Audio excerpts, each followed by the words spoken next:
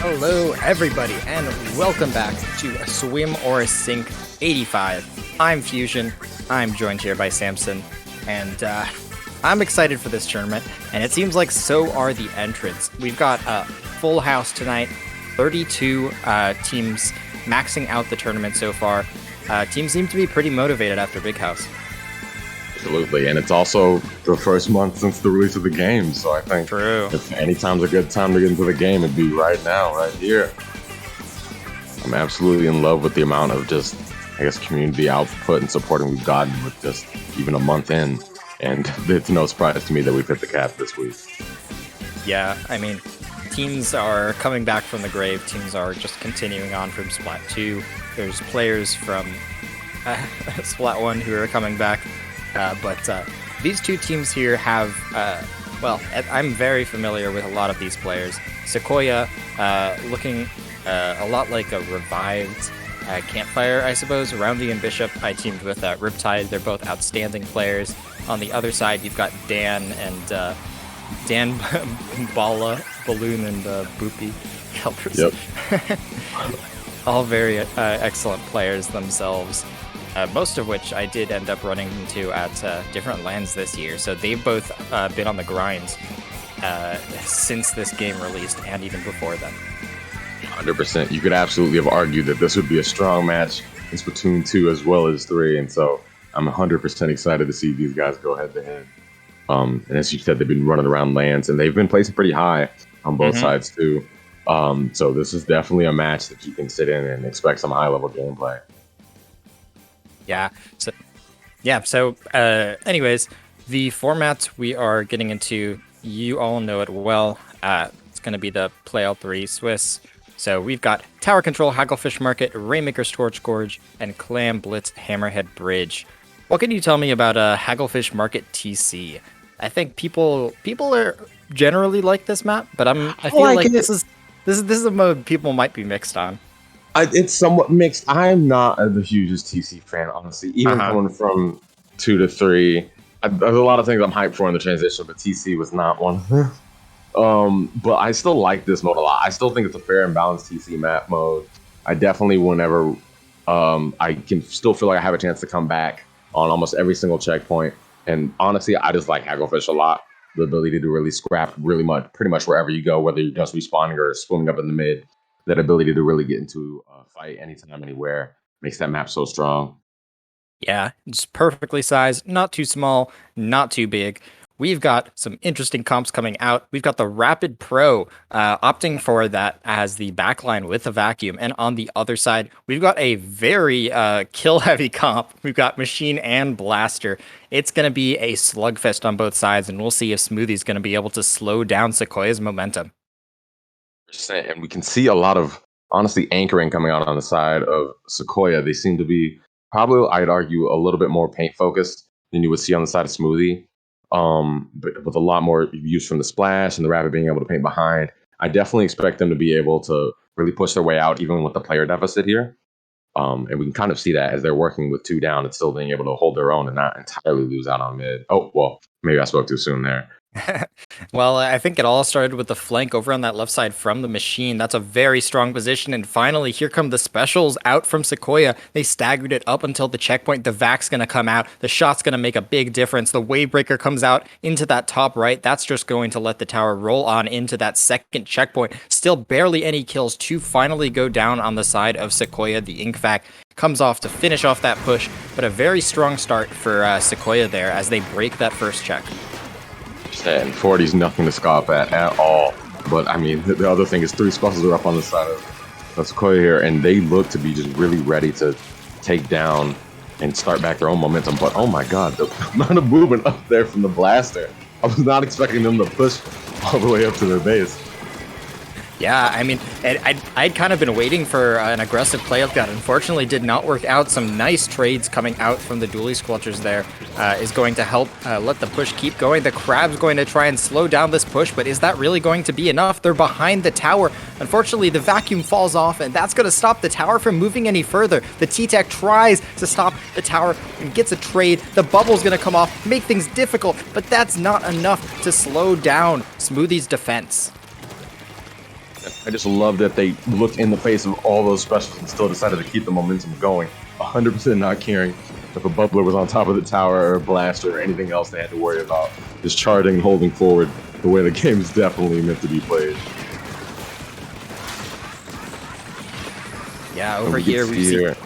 Yeah, we can we can see them continuing to push up through that mid. Unfortunately, having a little bit of trouble going down early, but they do end up breaking that first check. That's one of those things that Bubbler is good for. The Vac's going to run out before they're going to be able to get the lead, so it's not going to be a lead there for Smoothie. A very nice push, and all that's left is to ride it to the checkpoint. That's all they're going to need in order to take back this lead, but that's going to be a tall order. 2 minutes left in the game, and it looks like SEQUOIA is just content to set up and play defense at this point. It looks like they're just going to be able to hold that. But then again, it's a 3-point lead. They can definitely extend it with the 4 specials they have going on in mid here. But it's not that strong of a lead. It really is still anybody's game with us barely going into a minute 50 on the clock here. Yeah, over on that right side, perhaps pushing a little bit too aggressively. The tower is a very dangerous place to be, especially with a rapid throw over on the other side. So here is the C-Tech over on that right side. The BAZOOKA comes out, not able to get a pick yet. They're just fishing for one over on that side of the map. They're not going to be able to get it. They seem to be a little bit hesitant to push in while using their specials, and that's going to put them in a bit of an awkward situation. This bubble, though, from Kelp is going to get so much work done. It stalled 1 kill, got another, and that's going to put SEQUOIA on the back foot. The tower is rolling forward, and this is an opportunity. And you can see them just trying to get as much space as they can, slowly just poking and potting with their bombs, moving up forward. A nice pick if they can get it. Oh, the Splash barely misses off on that Sashin there, and it seems like all the momentum's already been reversed, even from a well thought out push there. Yeah, over here on this side of the map, you can see, I believe that's Bishop over on that Blaster. This is a really strong spot for a Blaster or Machine to get set up. If they're over here, the tower is not going to be able to sneak by them. So a really big thing that Smoothie is going to need to do is clear out that side of the map. The bubble coming out for the Blaster, and it is dangerous on a weapon like that. Once you get it set up, it's a no-go zone for quite a while. And I can definitely agree with the fact that Bishop's made pretty much that whole right side of the map a no-go zone. Anywhere near in that trench or on that mid, as long as Bishop's there, it seems like they've had a pretty hard time breaking through. Oh, but with Bishop going down, maybe that's the movement they need.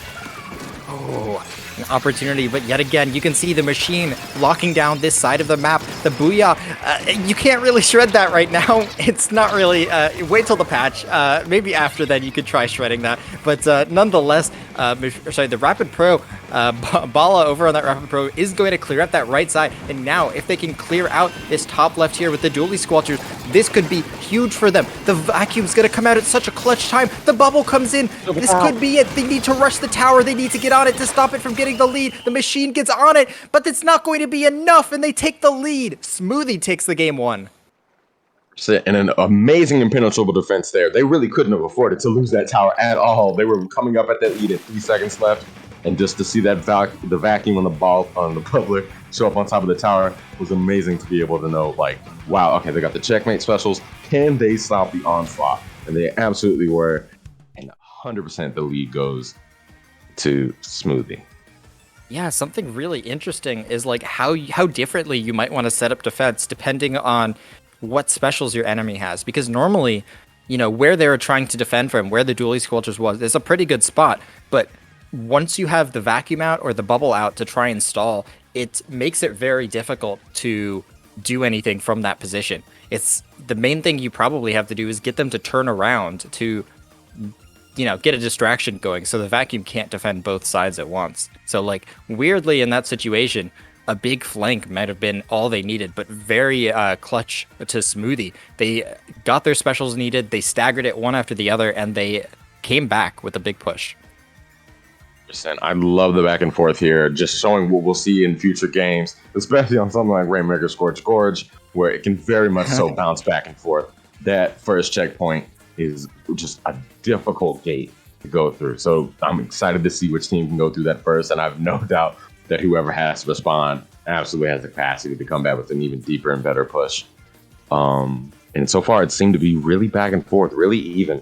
I really don't think you could have said that game was over even after the clock had winded down past 0. It really can go into either team's hands here. I can't think of a more even match I've seen in a while. Yeah, I mean, this could obviously go either way based on what we've seen so far. And I'm wondering if teams will shake up their picks at all for Rainmaker, because while I think that the Machine and Blaster are definitely really strong picks, I guess, in general, and perhaps both of them on tower control seems really strong, I'm wondering if they think that might be a little bit overkill in terms of Rainmaker. Maybe they'd opt for something more mobile or something that could help push them. But perhaps they're just going to stick with the same strategy here. We actually see the 52 gal no backline coming out from SEQUOIA there. All aggression and the same comp again from SEQUOIA. They're just going to run it back, see if they can make a difference this time. 100%. I'm very interested to see this. I do expect SEQUOIA to probably be able to do something a little bit more with that vacuum. I really think vacuums, honestly, it's not slept on by any means or measure, but again, that still feels like a pretty good GP special where if you need those last couple of points, if someone's going to put it in the bag, vacuum will suck it up and dominate. Nice double coming out here. Amazing kill on Rowdy and Bishop. Oh my god, a slugfest going on in mid. 3 down on both sides, and all that's left is the Charger and one member of Smoothie. The Splattershot is trying their best to keep the Charger back as far as they can, painting up for that Zooka. And finally, the Rainmaker is going to get moving. The Zooka comes out, but it is going to find one pick, one sitting right in front of the pedestal. That's going to let them dunk it, get these first couple points on the board. It's a 2v2 situation. The Booyah Bomb's going to come out, try and finish off this push. They're going to back up, but they're not out of it just yet. They're still holding their ground. The Machine being a nuisance over on that left side. Smoothie still has the aggression on them, but SEQUOIA seems to be stabilizing. I'm loving the amount of defense they have here, not backing off, defense and aggression, not backing off with even 2 down, and they still decide to push on the side of Smoothie. Seems they can just inch it just a little bit to get through that checkpoint, knowing how vital it is, and absolutely giving no ground off the side of SEQUOIA. Yeah, they're just holding down their ground in the middle area. Finally, one member goes down. That's a very clean pick, and that might be what they need to move forward. They still have the Zooka out, and finally that Zooka is going to wear out, but not before the Charger on their side goes down. Nice pick. That's going to perhaps open the way. 2 kills, and perhaps a third. The Blaster trying to find it. They're not able to find it just yet. They're dodging around the Blaster as best they can. This movement is not going to save them. 2 clutch picks, but not able to find the third, and that's going to give Smoothie enough time to get a counter push going. Extremely early with the Rainmaker going down from a very clever pick from the sniper there. I absolutely love the momentum stoppage. And it seems like we have Archer going in here on a 2v1, not able to close it out, but the amount of time they've really delayed on stopping Blue from getting anywhere past 70 is quite honestly masterful play. Yeah, definitely. The Cooler's coming out really big on offense in this Rainmaker push. They're going to end up dropping it behind that pedestal there, or behind that mid there. A full team all coolered up. And where's this push going to come from? They all back up to get the Cooler, and that's going to lose them a lot of mid. That Wavebreaker's going to come out, and that Bubble is going to come out and just continue to stall the Rainmaker in its position. They're going to respawn quickly, but they did end up losing that fight in the middle of the map. But as I say that, Boopy actually getting several good picks in the middle, and that's going to let the Rainmaker push up to that pedestal. Not if Archer can say anything about it. Just another clean pick off from Bishop there. I absolutely love that they just haven't been able to push. They always have 3 down in the scenario, grab the rain, which I think is a smart play, and then still end up getting stopped by the last person they forget to kill. It's just an amazing work to show the amount of power off of SEQUOIA that one person can stop the power of 3 other enemies pushing through the mid here. Yeah, it is going to take a dunk at that first checkpoint in order to take back the lead. Smoothie is doing their best to hold down the middle of the map, and it seems like they're a little unsure about whether they want to play aggressive or whether they want to play defensive here. SEQUOIA, a nice pick from that Fizzy Bomb. The Machines gets a direct, but is not able to finish it off. Roundy going down the moment they touch the Rainmaker. I think someone needs to, change up the strategy here. Try attacking that left a little bit more, because right now it's a little bit rough. And with a minute left in the game almost, any more points here could be really devastating, seeing at the pace we've been going for the past 4. So going past 60 is really dreadful here, and it seems like they're going to do it, probably even all the way up to 30. Oh, 40 to stop, but 100%, almost double the distance they had before. I don't know how SEQUOIA is going to respond, given that they spent most of the game in defensive mode here. Oh, and 17 makes it even worse, just salt to the wound.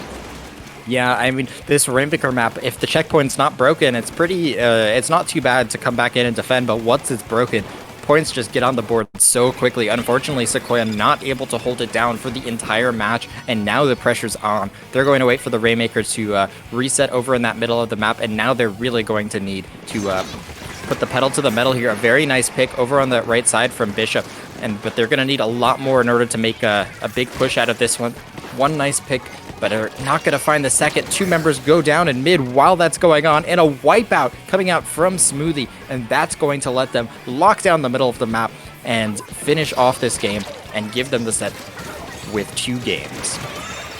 And I would say an amazing play out of Smoothie, having just a really smart idea of what their enemies wanted and where they needed to go, bringing someone like Bishop all the way up to the front of the base and having your slashing and your charger back up, bringing them farther and farther away from their teammates, leaving the mid open with less people to defend, and then being able to go in there and stealthily take it out to really just squash any chance SEQUOIA had of really getting into a lead there. That's an absolutely expert level of play, as we've come to expect from these teams. So 2 games go to Smoothie. Yeah, I mean, I think the main difference maker in those 2 games was the kind of synergy that they had. Players didn't end up going down on their own. They were generally sticking together. If one player went down, they followed up on it. But yeah, I think it's not over yet. Clamblitz Hammerhead Bridge is the next map. Let's see what SEQUOIA can do, because they do have a chance to improve their record somewhat. And I think Clamblitz Hammerhead Bridge is a great map for that kind of chip damage comp that they seem to be running. 100%. It seems like they have a really good defense here. The issue is really for them getting any momentum started and moving just simple pushes. They, again, having that charter was really solid on having a good defensive line, but in terms of getting things started, it just never happened for SEQUOIA. And I think on something like Clamblitz Hammerhead, where you can really play keep away well, is due to the distance between the goals and the amount of space you really get to protect and keep. SEQUOIA does have a pretty good chance here. Something that would let them fare a little bit better than I'd say something like Scorched Gorge, which is really just a fight pick and a little bit of extra flourishes on the side. I hope to see their defensive maneuvers kind of get rewarded a little bit more on a map like Hammerhead. Yeah, I think the bubbles are going to be a really big deal on Hammerhead. So I'm a blaster player. I don't know if you know. So Bishop and I tend to play very similar weapons, and I'm sure Bishop is aware, as they seem to be doing tons of that squid rolling. You can do a pretty funny jump off of that block by the basket, and if you can get up there fast, you can drop a bubble directly under the basket, and it's a very strong position that you can get to very quickly. A junior actually coming out from Roundy. I like the pick. Like I said, bubble strong. Here comes the double bubble. Kelp over on that junior as well, and teams are going to look to use those to keep their pushes going. I could definitely see Roundy making the pick over to junior. A nice comfort pick from him, and 100% something that will give them a lot of the paint and aggressive support that I think they really needed in the last game. So I'm excited to see the power go through. We see Bishop already coming through, working on his own here. No Roundy needed. And just amazing play over here in the start. I love the way these 2 teams just start off scrapping. Oh yeah, you see, if it ends up in the favor of Smoothie. You saw that jump that the Charger just used to escape there. That's the one I'm talking about. They managed to get away in time. They're trying to do that jump, but with a power clam on you, they know exactly where you are. You're not being sneaky. Some bombs getting inside that bubble, and thankfully, the last member of Smoothie is going to get out alive. Here comes Archer trying to move forward into that top right, but that chip damage has a way easier time clearing out that area than the team comp that Smoothie's bringing to the table, and it all comes down to whether they're able to move forward before Smoothie gets totally set up. And I'm absolutely in love again with the way that they're playing Hammerhead. All their specials, all their weapons really lend their way to this long, more of a attrition style map, really. You're kind of fighting for paint every step of the way, even after a wipe, just to be able to get a push through. And I love the use of their taking a trade. May not have seen advantageous at first, but with a ball in, it might have worked out in favor. That Ninja Squid helping Roundy get in towards the basket and finally get that power clam. Some clams are going to come in from the respawning members of SEQUOIA. The push going to move forward just a bit, but that looks like it's going to be enough. 2 down situation, some very nice aggressive play from that 52 gal. The Charger's going to get backed farther up. Uh-oh, here comes the jump over into that top right. A very great aggressive position from that 52 gal. They're going to try and lock it down there, but they're fortunately not going to be able to hold there. They moved up perhaps a little bit too quickly before they had the clams on the board. They may be able to get it in, but it seems like it may just be with the dying bit of the push. Oh, almost. There we go. Almost to wipe off the side. SEQUOIA. Oh, there it goes with the amazing Izuka play. I'm absolutely in love, again, with the way that they've been playing it. 100% love how SEQUOIA has just been trying to defend, but the way that they've been opened up by Ninja Squid is insane with this game. Oh, yeah. I absolutely love the way they snuck past. Oh my god. And I think like the main difference in that push, oh my goodness, okay. Yeah, the main difference in that push was the pity clam. The pity clam coming in as the timer was ticking down. SEQUOIA already being very aggressive, no specials. They do actually have the bubble online, and it's all going to depend on whether the blaster is able to get up close and use it. They do get taken out preemptively though. The 52 gal takes them out, and that's going to be a big deal, but not if the rest of SEQUOIA has anything to say about it. Roundy trying to push up on that left side, the vacuum from Archers trying to clear out that middle of the map, and that's going to let them get in. The bubble in a very good aggressive position. They have a power clam coming out from behind, and they're going to try and get it towards the basket. They're not going to be able to do that though. The Booyah Bomb perhaps going to help finish off some members. Oh my god, the machine is going to be able to win that situation. Just a complete back and forth scrap here in the middle of the map. Here comes the Inksuka, but will he be able to pick out Archer here? No, I'm able to live all 3 shots. If anything, I should be given the tank roll in this game. Able to use a Booyah Bomb to take on a 3v1 and then live a Inksuka shot entirely focused on him. But using a ball may not be the best way to go out. Going for the power clam, but it's unfortunately going to run out just in time. I think they might want to rethink how they're holding their power clams and perhaps give Kilo that power clam, because right now it seems like the aggressive weapons are having a hard time getting into the middle of the map, and all they really need is to get there once, and then they could lock it down. But SEQUOIA holding down the middle. They're trying to get some specials online. They have a vacuum, trying not to telegraph their push too hard. The wave breaker is going to come out, slow down that push even more. Here comes some aggression coming out from Smoothie. They're going to hold down this bubble. That's going to be huge for slowing down the momentum of SEQUOIA. 40 seconds left in the game. Bubble v bubble fight. And it looks like the blaster is going to come out on top. 2v1 situation. Bishop over on that blaster is going to hold down the middle of the map, but is that Boopy over there is trying to, Bala is going to try and get a sneaky pick, but that's not going to be enough. So many clams on the board. We've been in a neutral situation for so dang long, and it all is going to come down to whether they can move up. Bishop, yeah, great aggressive position from Bishop. If they need anything to open, and if they have anything they need to open up, it would be Bishop right here.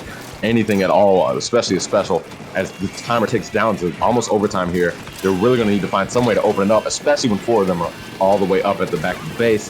It's going to be a real scary push here. I wonder if they're going to be able to do it with 2 down. It seems kind of impossible. Oh, a wipeout makes that a reality, unfortunately.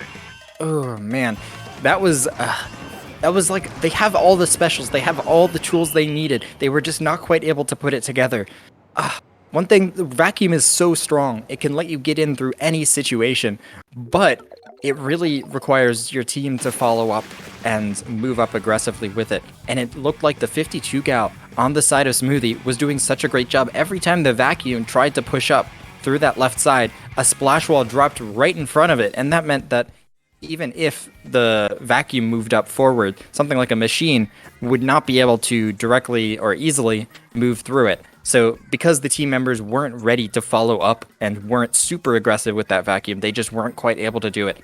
And Smoothie looking very strong and synergized throughout that whole set. They held down the middle of the map, and even though they got put on the back foot, they did not falter. A clean sweep across the board of 3-0 here. I absolutely thought that Hammerhead Bridge would lend itself well to SEQUOIA's style of play, but seeing that again, every stage they had to be forced to go through some aggression. They just weren't able to layer it on well enough, maybe. And even seeing, as we saw in that final game point, popping the ink vac, always a great decision, but maybe not that far away from the basket. Having to get just a little bit closer might have been a little bit more advantageous to where they're able to wall more hits and not kind of be solo fought. It seems like they were fighting again on the side of SEQUOIA just to really be able to even enter, just burning through a lot of resources to survive and make it through. And Smoothie just was able to kind of, I want to say, survivalist in a way, where they'd only have two people and say, we can make this work, and would go on to just break open the gates and absolutely lead to some amazing pushes, as we saw, bringing it all the way down to 21. Smoothie had a really nice blend of defensive play and also very quick aggressive play. They got their pushes when they need it, and they held down the map when they needed. I liked the wave breaker coming out from that range blaster when they needed it most. They they played around their win condition. They just knew that they needed to stall as long as they can, and that's what that wave breaker did. It forced SEQUOIA to have to wait until time was ticking down when they made a move, and they moved a little bit too quickly. But that synergy is something that SEQUOIA can definitely grow from.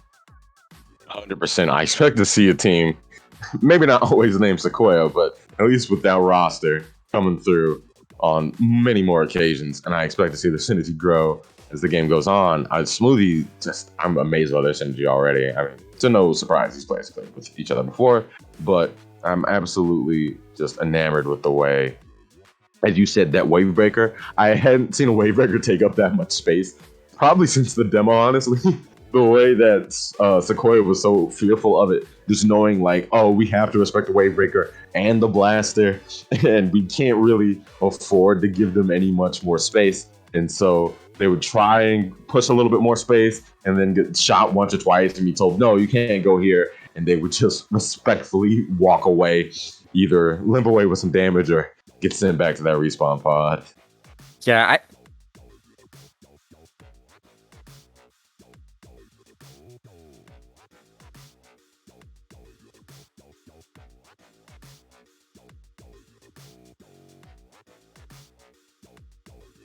well, man, I've heard Wavebreaker is pretty good on Wavebreaker's pretty good on special power-up. Special power-up's pretty good on Wavebreaker. It increases the radius from what I know.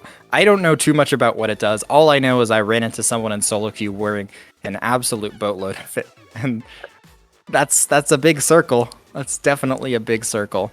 Man. But that will be our round one of this tournament. I'm going to tell you guys about SAC really quick. Are you mid-level? The Splatoon Advanced Circuit, the SAC single event, is a chance for you and your team to test if mid-level is where your team belongs. SAC has the same banning rules as last season, so +2 players and above are out. If you're a player fighting to stay in +3, or you're unsure if a place like Low Ink is the right place for you, this is a good tournament to test out the waters. 100%. Open season, pretty much. As long as you fall in those categories, it's an amazing time to be in. You meet so many good players. You're definitely going to find a good scrim partner or three. And I can't think of a better time to have it than this off-season one-off. Yeah, and I believe SAC is also taking staff applications. So if you're interested in learning how to TO or just TOing in general, SAC is a great place to start. And you can find out what they're looking for at iplabs.inc/helpus.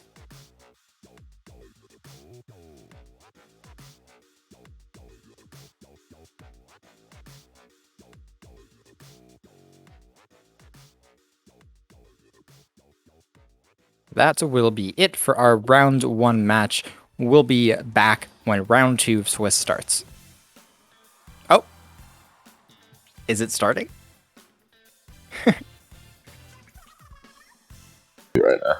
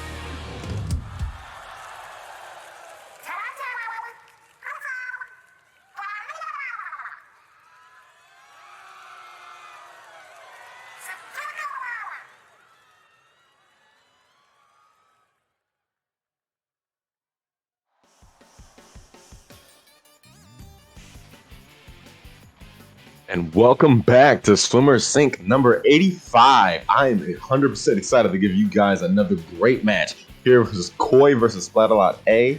We're going to have amazing sets on Splatzone's Ink Blot. And then on top of that, we'll have Rainmaker. I just forgot the map. I 100% blanked out on the map. You already know the deal. It's going to be a pretty solid set, whether it goes or not. 100% excited to see. Oh, apparently the team's just changed. It's Espresso and All-Star Squad. You won't believe the mistakes I made here on the lobby rail. But it's All-Star Squad of Brios, not Crimson. We are still going to be seeing, we are still going to be seeing, Koi versus Splatalot A. Splatalot A being the champions of low ink fairly recently. We are going to be hopping into, like you said, Splatzone's Ink Blot as our first map. Final destination of I don't want to say it. Whatever. That phrase is tired. Whatever. Anyways, I like this map. I think a lot of people like this map. It's great for a lot of weapons. Not too bad for almost any of them. We got TC Undertow. I feel like that's perhaps a little bit more controversial, and then Rainmaker Mako to finish it off. Any predictions for this set? Koi versus Splatalot Alpha. Koi versus Splatalot Alpha. Thanks for covering me there. I 100% was like, wait a second. I know what we were just saying. But yeah, I think Splatalot Alpha, as you already said, were the champions of low ink. And it wasn't a low ink that was any time long ago. This was in June that they won that low ink game. I saw that. That was an amazing game for them. And I think kind of have like, they're my heart's pick, I think. Just because I love seeing like the little underdog stories and the tracks of progress. But in terms of what to expect, I mean, Splatzone's Ink Blot Art Academy, stuff has changed, but it really does kind of feel like home at the same time. It's hard to say, I think, what would be anything insane out of it. I expect to pretty much see a solid Splatzone's game by the book. Now, Tower Control Undertow, that one's a little bit more interesting. I think that will determine the way of the map. Not just because it determines who wins the overall set, but just because the way that map mode works, it's 100%, I would argue, pretty wishy-washy and can be pretty one-sided in the way it goes. So whoever's going to dominate early, I think, will dominate for the rest of the game there. Alrighty, here we go. Flings a roller coming out. Here come those Tentamissiles. Well, we've got a relatively balanced comp coming out on the other side. We do see a Slosher, which we have not seen all too much. Very strong weapon right now, and I'm surprised more people are not playing it. Either way, first pick is going to go in the favor of Koi there as the machine ends up going down, and Koi is going to end up having a very strong hold here as this game begins. Yep, and I love seeing that things are already moving right underneath the Inkblot platform, making sure everyone knows that's their territory. You can't enter there without a hall pass, 100%. 3 specials coming out on the side of Splatalon, though. They really want to take back that zone. I'm not sure if they'll be able to, just with the amount of sharking I'm seeing underneath that bridge. You'd think it'd be infested waters here, and the talk and the fog keeps on sticking down like that. It might as well just be a danger zone. Double snipe coming out from Neo there on that charger, and that's gonna kickstart a push here for Splatalot A as they take back that zone and perhaps start a lockout here, because I think Koi has a pretty strong comp, but I think that the charger on top mid is going to be very strong on this lockout position. Crab, though, one of the best specials for trying to get back into the middle of the map. They're going to, oh my goodness, the vacuum tries to suck it up, but the bubble is going to end up blocking it. The crab goes into ball form. What a crazy interaction, and the crab ends up killing them anyways. Wow, this is Splatoon 3. Here comes the machine, gets 2 kills. The blaster's going to finish them off. Koi is going to recover the zone, but not before the lead is cut down significantly. Stan, I'm absolutely in love with the way these 2 games have gone. It seems like nobody can really take a lead or much of paint or space without having some sort of trade-off here. As you kind of mentioned with that crab, it was more so a trade than anything else, having to go after that Slosher got 2 more, pretty much unevening whatever momentum that made. And it seems like, again, Splatalon A really working hard here to maintain whatever dominance they just asserted. And I'm just curious to see what special they'll use to push back in on the side of Koi. Splatalot A already has a special column in usage and is pretty much locked down most of the space, taking the lead and leaving them with 1 down or 1 up. Yeah, they try and get in, but that bubble is going to get taken out. I think that they just kind of walked in with those missiles without taking any of the members of Splatalot Alpha there, and they ended up getting surrounded on the times ticking down. They're going to have to move in. The Crab trying to get a pick on that Charger. They're going to have to go for paint instead with the Crab. They get a very nice pick, but that's not going to neutralize the zone. Splatalot Alpha takes game 1. 100%. I was not expecting the game to go in their favor after those first couple of holds, but they managed to pull it back. Yeah, that's what blew my mind. Sorry, I struck my piece a little bit too early there, but 100% takeover was not in my cards there at all. With seeing just the amazing ability to keep the zone, the Charger being shot at by the Crab and not even looking in their direction, just saying, "I'm gonna go to the plat. So what are you gonna do? Paint?" And apparently they couldn't. Just being able to wholly maintain that entire zone with little maintenance or effort on that side, knowing that they could trust in their ability to maintain and assert dominance over space there. Yeah, the funniest thing about Vacuum is that the more you shoot at it, the faster it ends. So, you know, if the Vacuum had lasted like its normal length, it could have outlasted the Crab there, but because Crab just fills it with bullets so quickly, they're able to just basically neutralize that Vacuum and get the pick on it while they're trying to fire off the shot. So, a very nice trade coming out there, but nonetheless, Splatalot Alpha came out on top after a couple of clutch picks from Neo on that Charger. 100%. That's gonna be my catchphrase, I guess, the rest of the day. Just saying the grades I want. But I love 100 emoji. Spam some hundreds in the chat for our boys over here at Splatalot Alpha. I just love seeing that game so much. The ability to just assert that much space. And I think that's going to come here in the next game on Tower Control Undertow, is being able to, again, I'm in love with the way that Charger was able to take up space, but as well as seeing the Sashuna on the side of Koi, being able to say, "Oh, I don't care that you just took out half my team. I'll take out half of yours. We'll split it even." And going down with 2 over. And on a game mode like TC, where Sashuna is pretty much reigning supreme alongside with Blaster, just telling you where and when you can go on this mode, I think it'll be a pretty good chance for them to strike back even fiercer. Same comp, it looks like, coming out on that side. We see a Squeezer coming out on the other. No backline, no missiles. So all aggression, again, coming out from Koi there. That's a double Zuka, Crab, and a Bubble. Relatively balanced for an all-aggro comp, I'd say. But it's all going to depend on whether they can get around the Slosher and the Machine, which are going to be locking down that tower as much as they can. They're going to need to get some picks before they push up against Splatalot Alpha. And Koi is 100% looking to take this tower by force, or using all those specials to make sure that Splatalot Alpha knows not to stand there at all. With the Crab and the Inkzuka's ready and willing to fire at any moment in time, they won't be taking this through the slow method of paint and shoot. It's going to be an aggressive takeover here. Oh yeah, the Crab was definitely aware of this Machine over on that left side, but that's not going to stop them from taking the tower, or sorry, from getting the pick anyways. The Booyah Bomb comes in on the tower, clears it off, but that's not going to take out any more members. The push is just going to keep going. Very nice picks coming out from Koi. They're getting very coordinated pushes here. The Junior surviving on the tower, backing off when they run out of room, nearly dies to that Zuka shot, and it looks like finally, oh my god, never mind. The push is just going to continue going onwards. The wall stalling long enough for the Bubble to come out. A very nice shot from that Zuka is going to roll the tower all the way down to 24. They're not even done yet. Wait, as I said again, that aggressive takeover. I think Zuka's still keeping up the momentum after the rest of their teammates have gone. The Crab coming up even though they're 2 down, saying we want to get through this checkpoint whether we lose or not. And it's just an amazing way to make sure that you keep that lead going even after it all seems lost. As I already said, just a no holds barred, open the gates with our big fat hammer just 100% swinging, not letting them have any sort of space or time to really gather their bearings here. Yeah, and here we go. The counter push starting to come out for Splatalot Alpha. This zap over on that right side, or sorry, I believe that's the T-Tech, or Splatter Shot.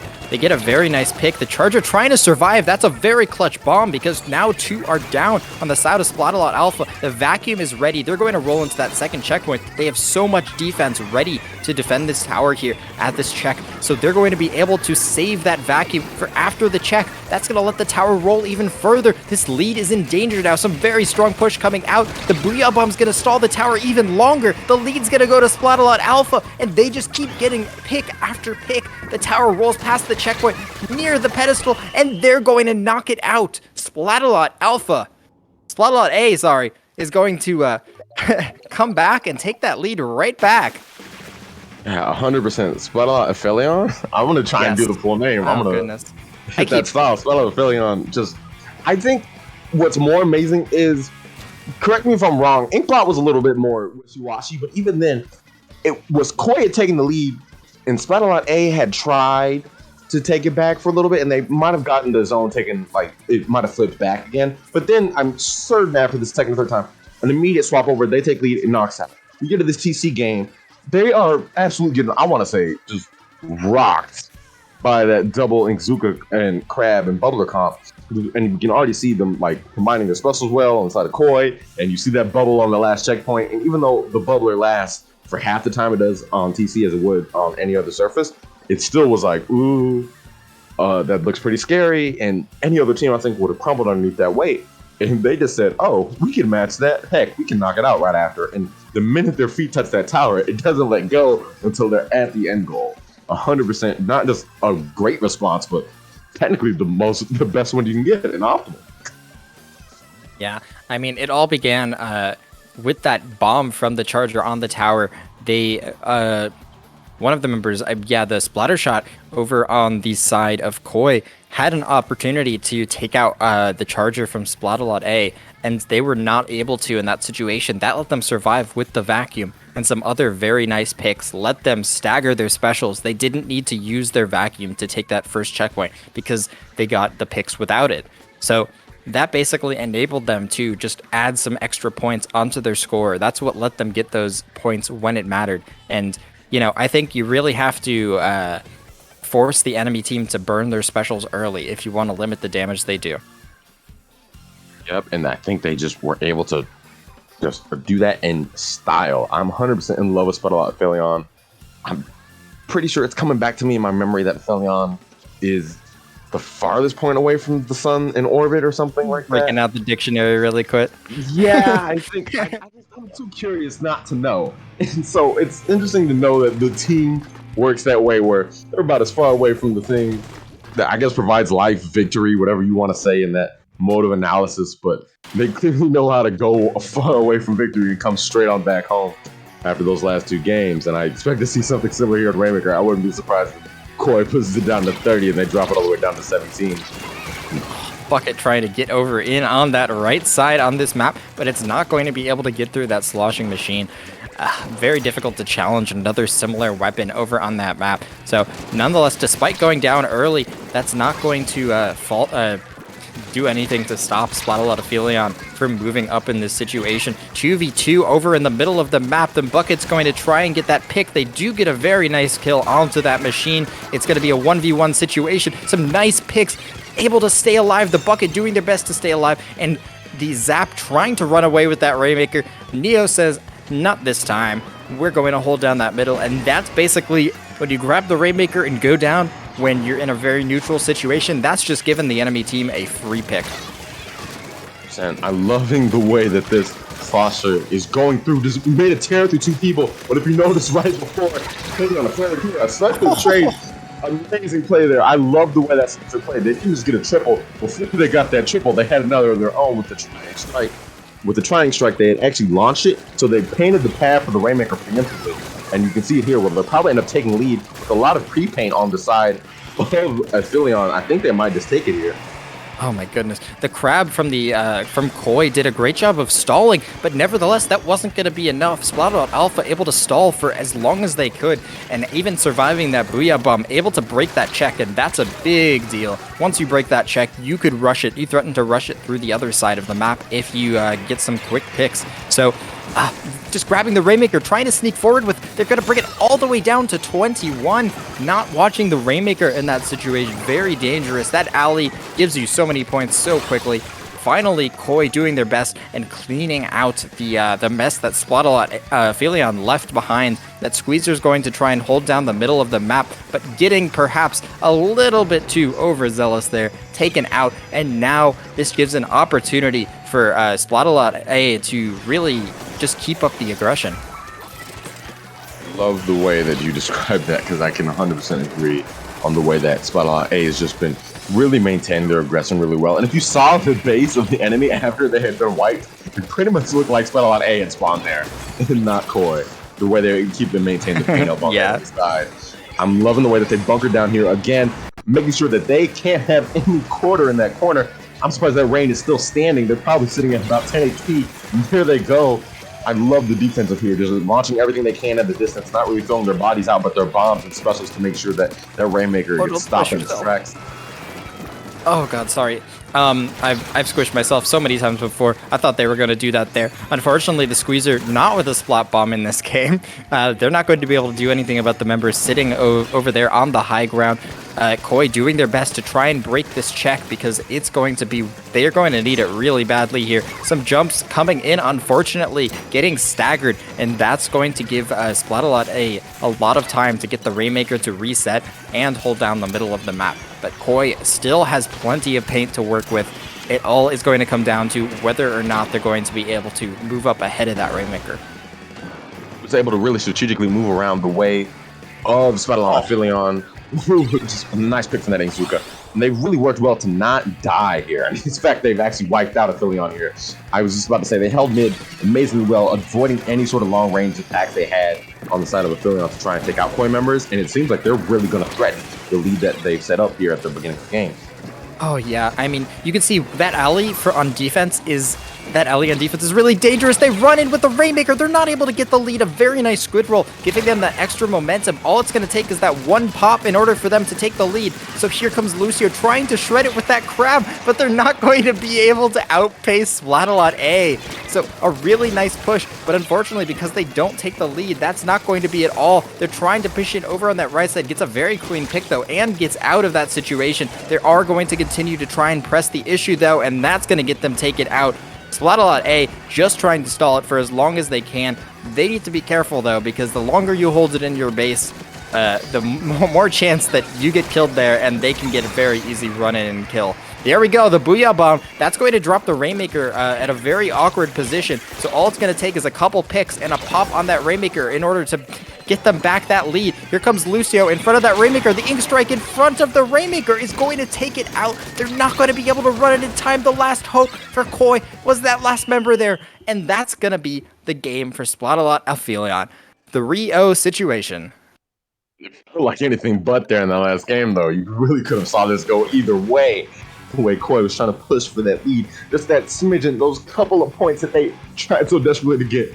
He pulled out every trick in the book to really even get there. Squid rolling, jumping in the face of an Ink Strike, going in for a crazy triple. Everything they could possibly try, they really did go out for there, and you have to commend Koi for that. I can't imagine them really having done much else in those last 3 seconds to really take the lead. I just surprised by Aphelions defensive there. God, I swear, I lose like years of my life every time someone grabs the Rainmaker and goes back into their base. There's a couple like really good spots on maps where you can do it. Like, I don't know, if they took it like all the way back around, you know, the top right on Mako Mart, it's still pretty far from point. But like that spot there, oh god, I am like having like heart palpitations watching that happen, because exactly that happened. They popped the Rainmaker and they popped the Rainmaker, they killed the Rainmaker in that situation, and all it really takes is a couple picks and like one jump forward, and that would be the lead. They nearly got it in that situation. If they had gotten a couple great picks there, that would have been the game. But Splatalot A still locking it down. That Ink Strike, it's very, you wouldn't believe how hard it is to kill someone with Ink Strike, but they even got the Ink Strike with those kills there, and just were able to seal the deal. Can't believe that they were able to do that too. Same as you, my hands were clamming up just looking at it. It really was them fighting against gravity, seeing how fast they could kill the rain before it touched the ground. I can't believe that they were able to do it in such a manner, but they really did pull it off. I would, as same as you'd be very scared when the difference between your victory and your loss is a wall and seeing if the Rainmaker can get off that wall and drop onto the bumper. It's a little bit too much of a tense aim practice, I would say, for me to go through. I'd much rather have played it safe, probably all the way on top right, and similarly just hiding it behind a little bumper or something else. But hey, if it works, it works, and for Splatalot Aphelion, it did. Yeah, absolutely. I mean, the way they played was very indicative of how long they've stuck together. They had some really nice synergy. They pushed up together, and that really let them, come back in these tough situations and, stagger specials, stall for as long as they did. And yeah, that will be round 2 from us. I think we are going to hop to a very quick break, and we will be right back with round 3 of pools.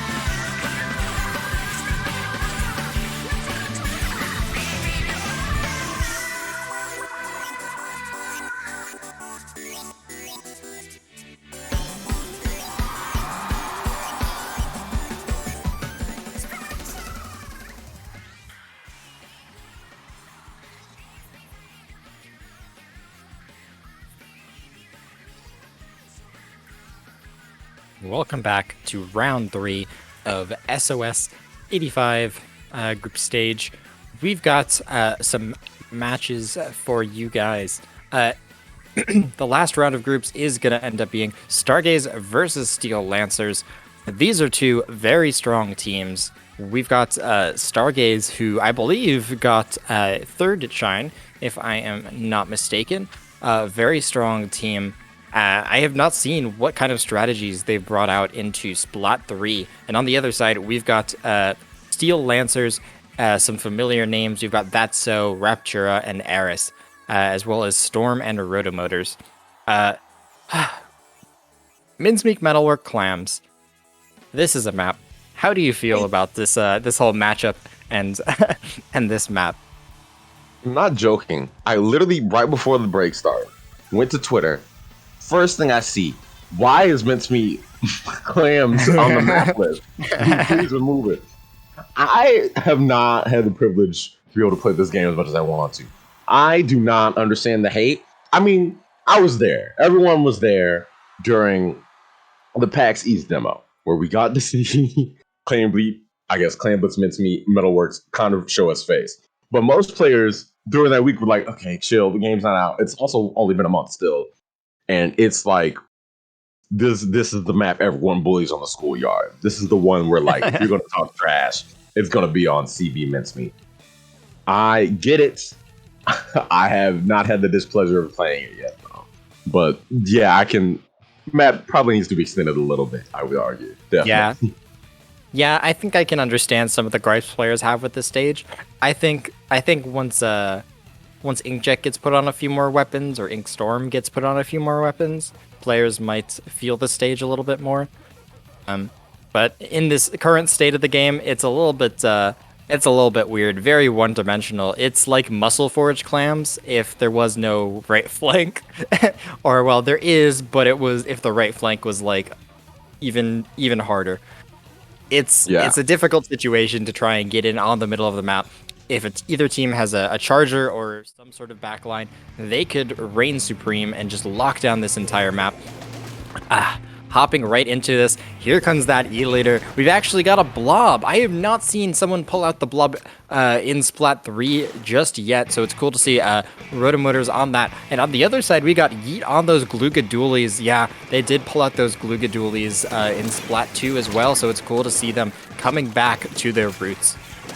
Okay, Yeet is staying with the Glugadoolies. In my time having streamed against Stargaze, I remember seeing those, and you think, you know, a little bit underused or whatever else, but any person who's played this game for this long enough knows someone's sticking with Glugas, they know how to use them. And with these weapons, they've always kind of been seen as that quick shot killer. You turn a corner, you see the death screen, you don't know what happened, you read Glugas gotcha, and you automatically got it.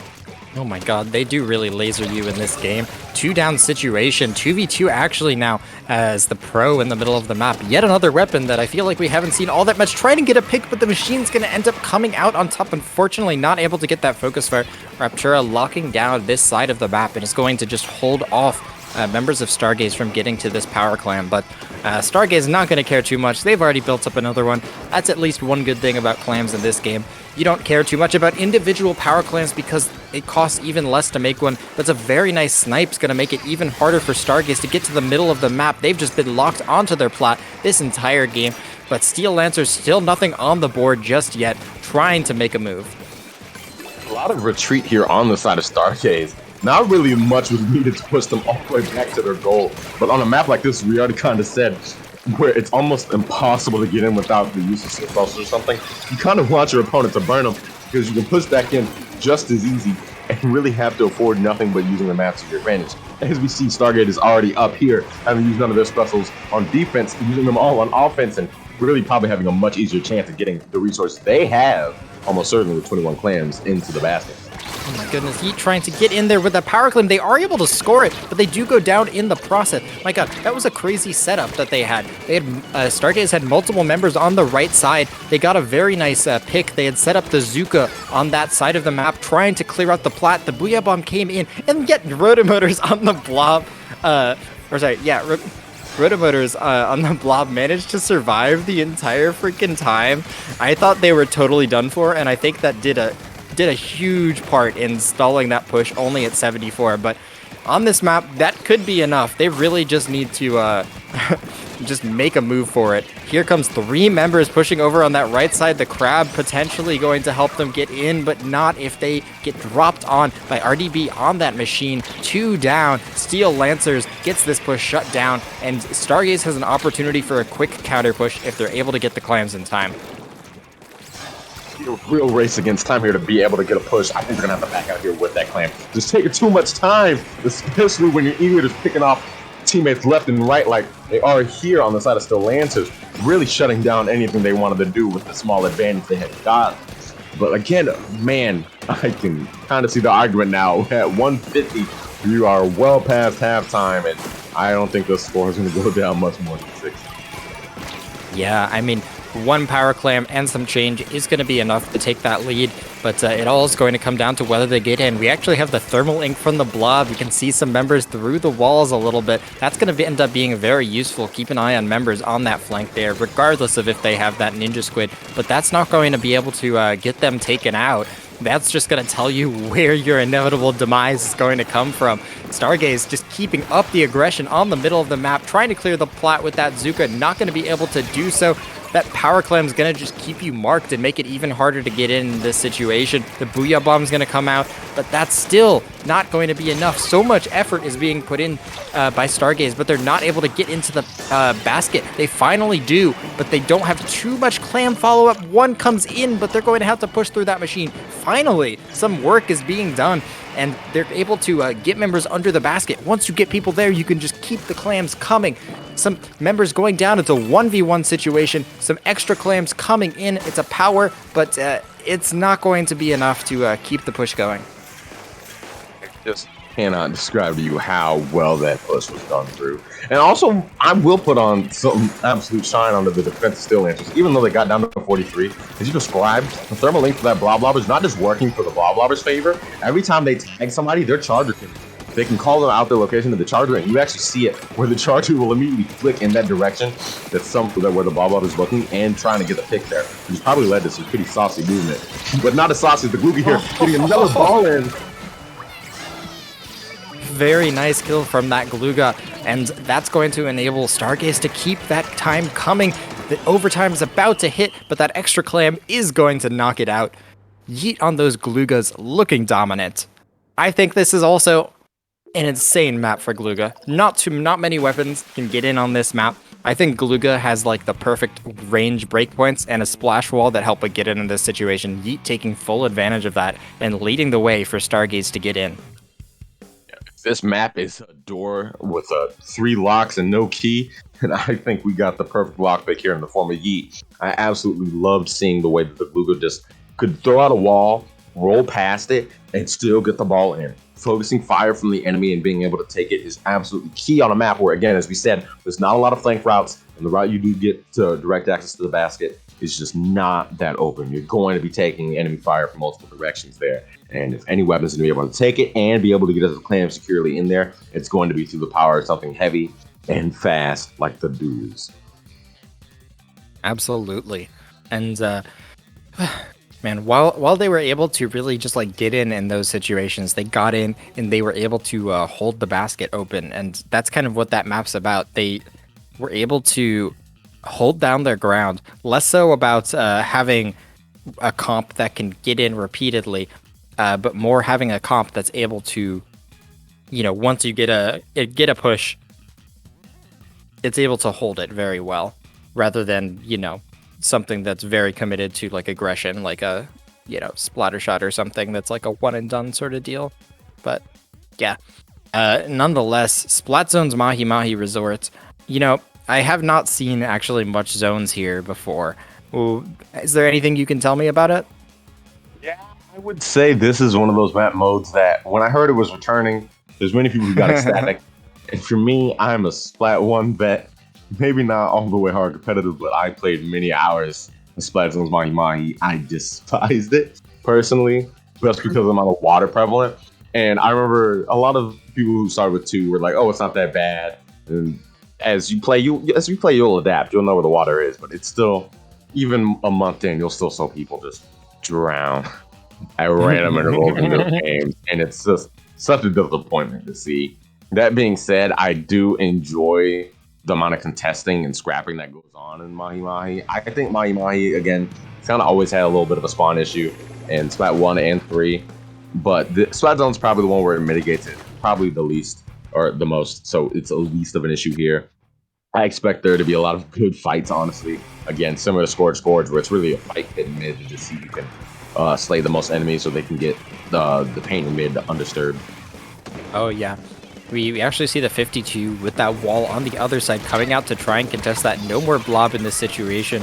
Perhaps trying to find some weapons that are more likely to kind of stall the zone and hold their ground. Steel Lancers already on the back foot, stuck on their plat, trying to get some specials going. The BAZOOKA breaking that wall, going all the way through. 3 down on the side of Steel Lancers. Stargaze is trying to set up a spawn camp here, and I've heard complaints about the spawn armor. It tells the enemy exactly where you are, and JB trying to take full advantage of that, getting 1 pick, not able to find the second.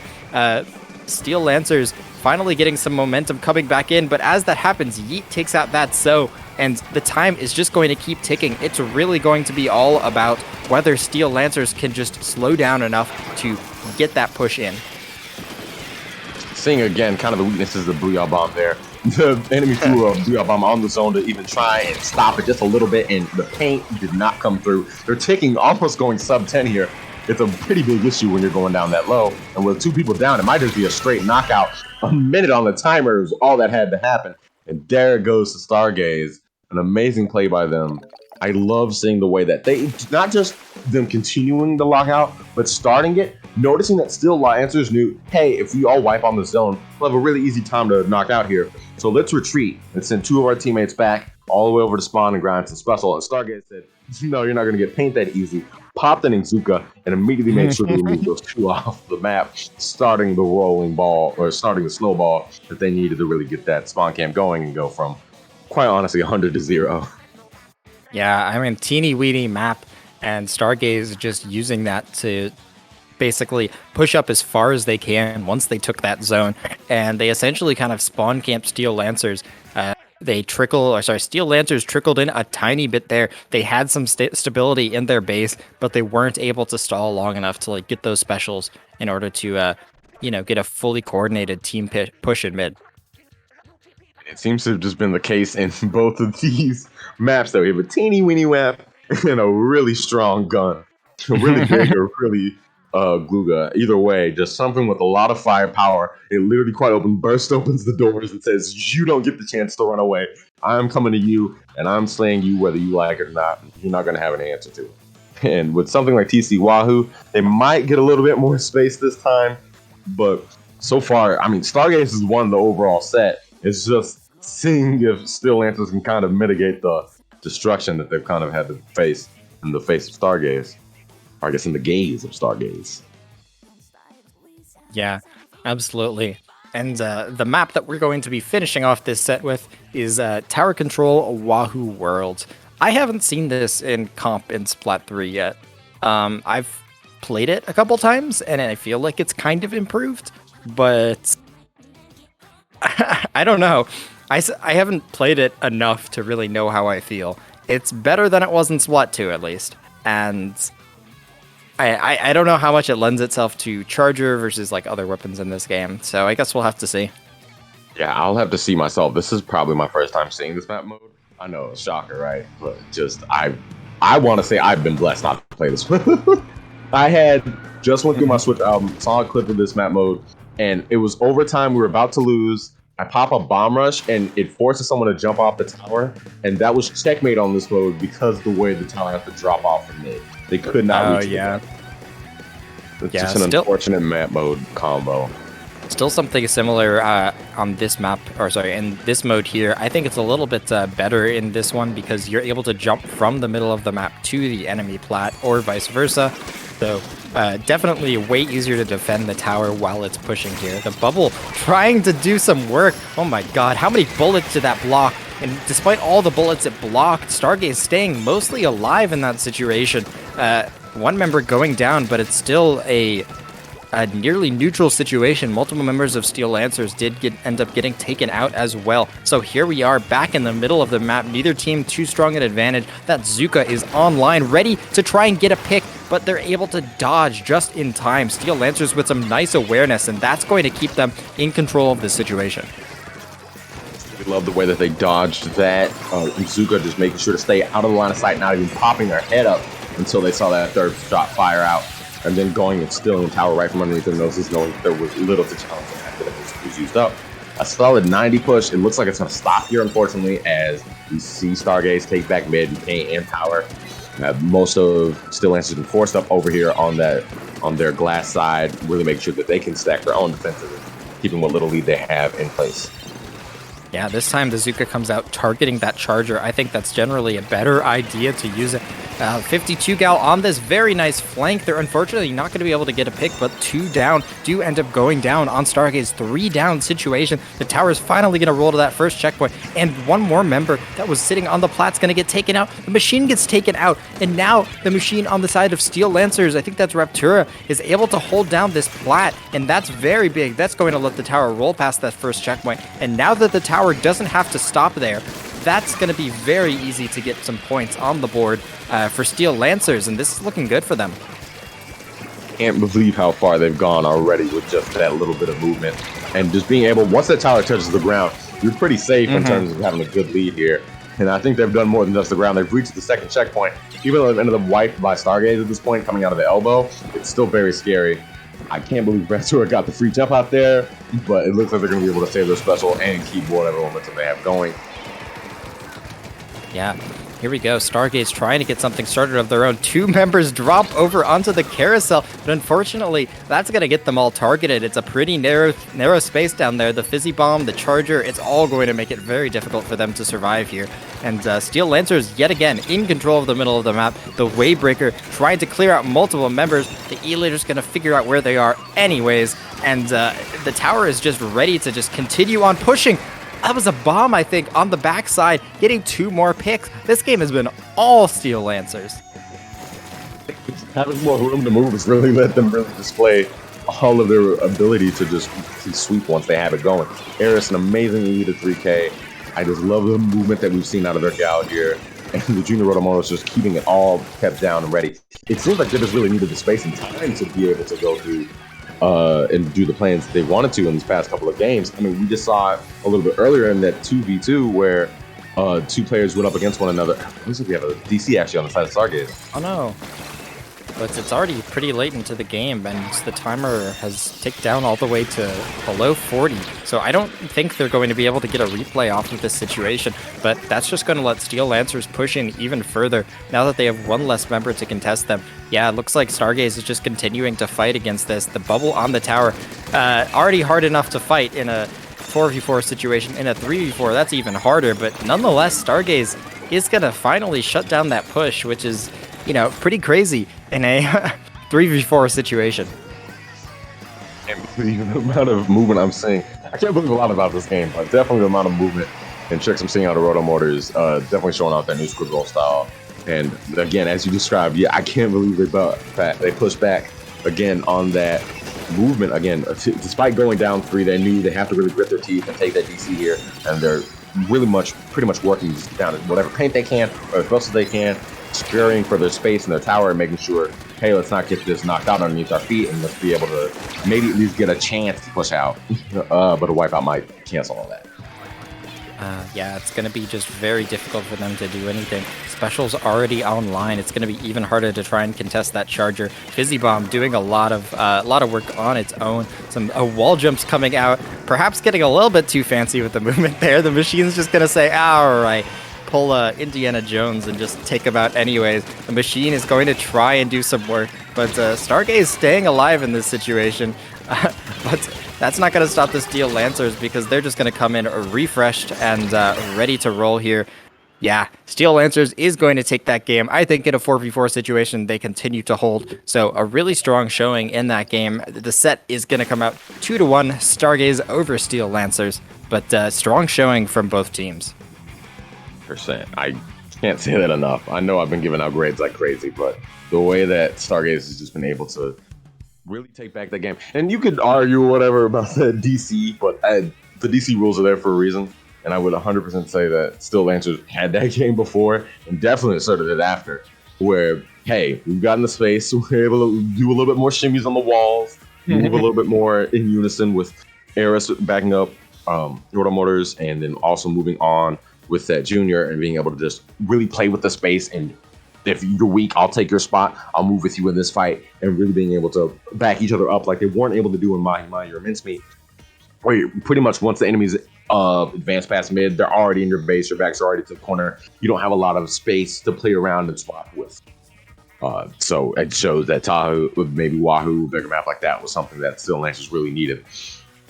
Yeah, I think once you give that charger a little bit of extra space, they can make a lot of things happen. Less susceptible to the Tri-Bazooka as well. Let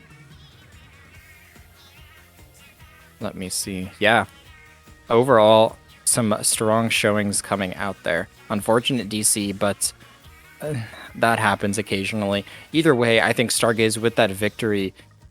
Maybe going into the top cut, if I'm not mistaken, into Great White Bracket. Excited to see it. I expect them to do well there too. It's just an amazing showing from Stargaze. Even after that last game, you really saw them, like, again, as you said, they pushed back on a 3v4, and they had the makings to have another push.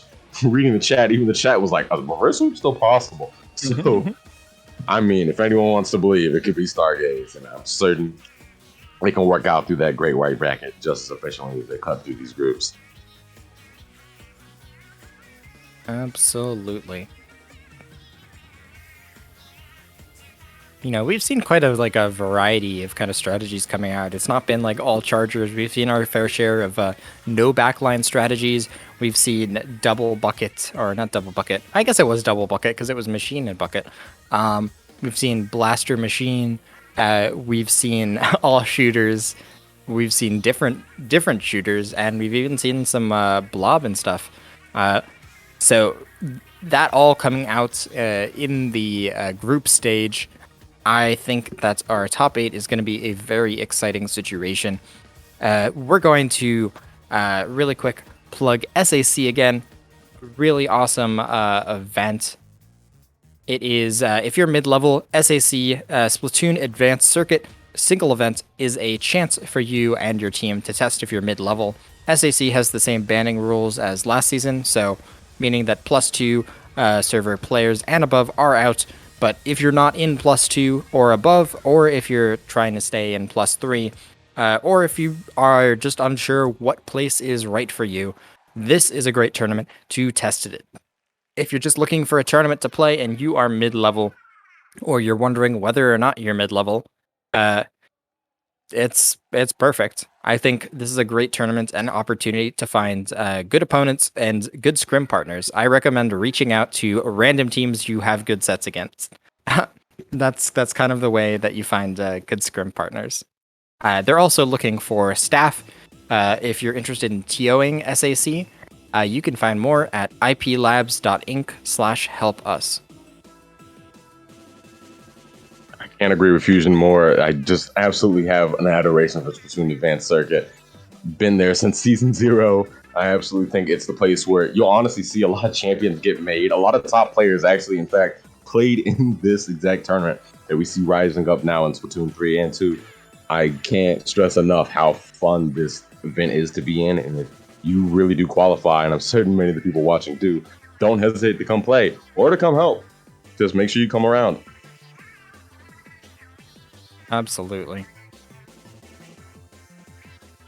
I believe with that, we are going to finish off Nessie's pools, and we will be heading off into Top Cut in just a moment. We'll be right back. Stay tuned.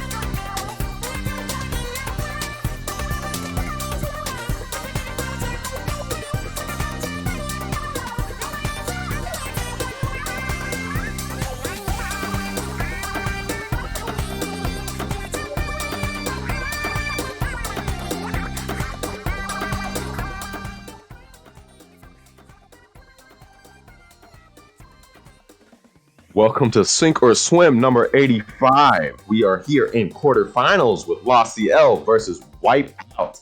We are going to get started with some amazing games here. Looking at these rosters, you already know it is going to be stacked. Looking at Wipeout as the side of an Australian New Zealand team versus La CL, a team that sports the Chilean flag. I can't imagine a better time to get, I guess, more international in it. Seeing two teams from totally different sides of the globe go head to head.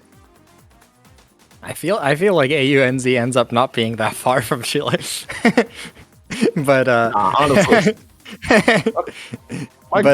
yeah, we got strong players on both sides. We've got Latias and Trent, as well as multiple other strong AU, Australia, and New Zealand players. While on the other, we've got a whole cast of, I think, South American and Hispanic players. Misa, Storm Hero, Lucas, and Jex, all very strong players on this side. If I know Storm well, I think he's been one-tricking Stamper, so I'm excited to see them pull it out, or I'm hoping they pull it out, because I have not seen enough Splatana gameplay. I really want to see some Splatana gameplay, you know? Yeah, I would too. I am a hard, I want to make Splatana work type of guy. More so the Stamper than the vanilla, but I'll take the vanilla too. That hammer needs all the help and love it can get. And if anybody's going to help it, it's going to be Misa also on that same team. A famed person to help with, I guess, the development of Hammer Splatoon 2 and 3.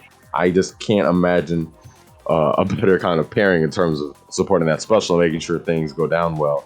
And as we kind of start, we see these maps. By the way, we swapped into best of 5. We're in quarterfinals. Only more deserving to get it down a little bit longer just to see who really rides out on top here. With Rainmaker Sturgeon as our starter, if anything is going to really, I guess, open it up here, it's going to be Rainmaker Sturgeon, a good map to move past once you get past that box.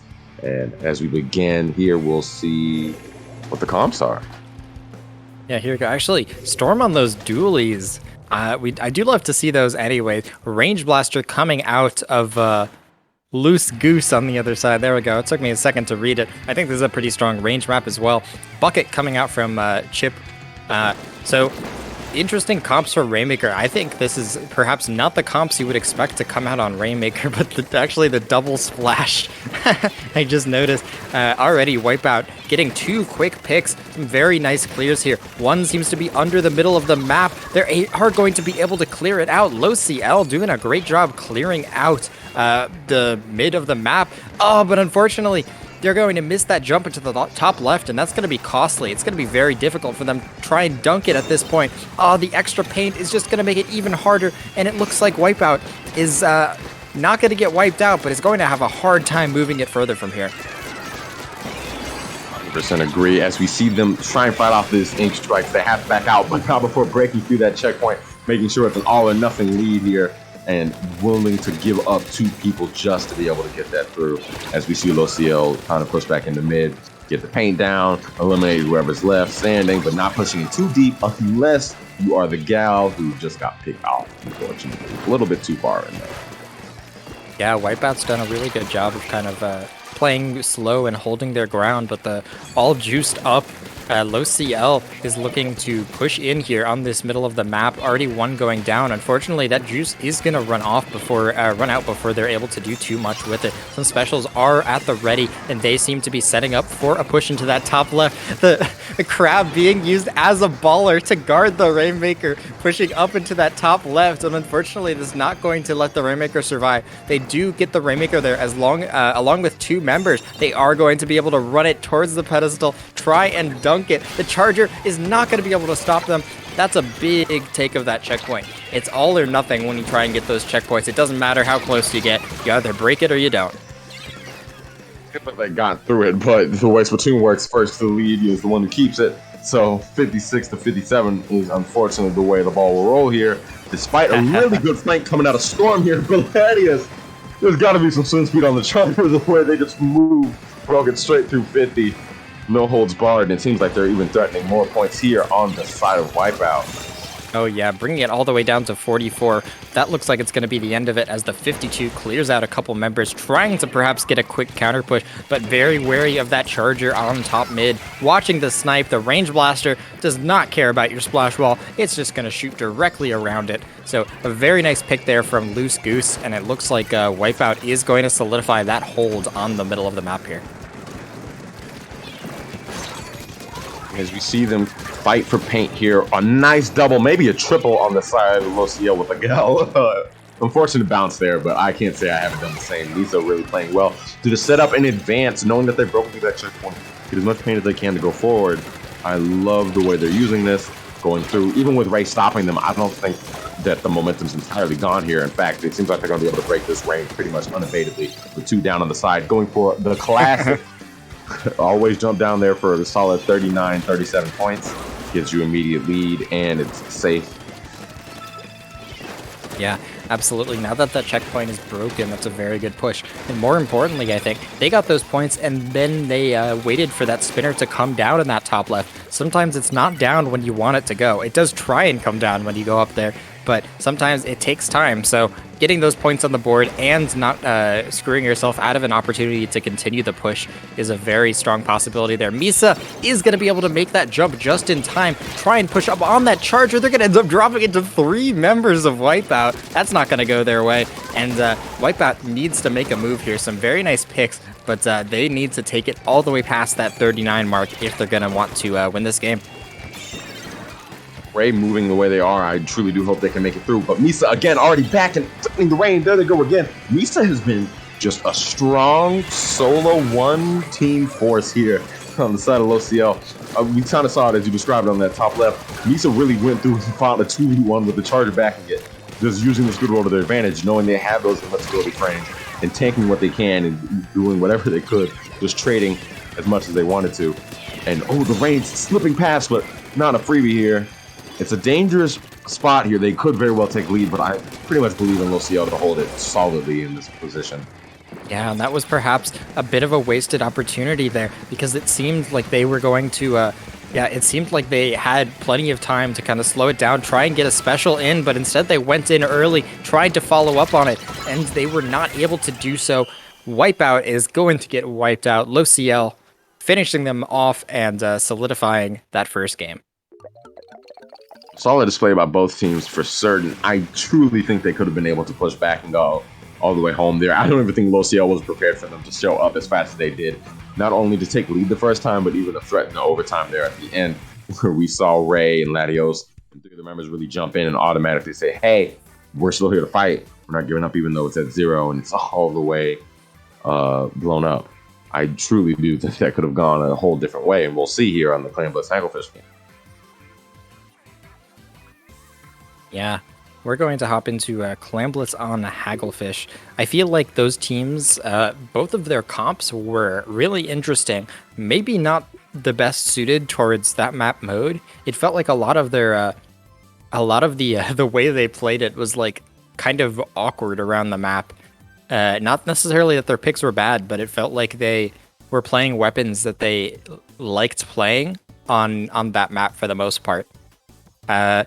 So here we go on to Clamblitz Hagglefish. This is definitely a much flatter, much more open map, I'd say. The middle of the map is kind of ripe for the picking. It's wide open with a couple flanks on the side of the map. That may work in the favor of like those crab tanks rather than in the favor of something like Range Blaster. Although I think range can still definitely work here. I do certainly agree on that. I also believe that, again, we kind of saw it on the start of Rainmaker Sturgeon. As you said, they played really what they wanted to play on both sides, OCL and Wipeout. I do still get this vibe, this feeling that even with the way that they played, and I mean, it's a month in the game, so please feel free to play what you want to play. Nothing's set in stone at this point. I just really like the way that Lucio kind of played that game, and I think Clamblitz Hagglefish will support their playstyle once again.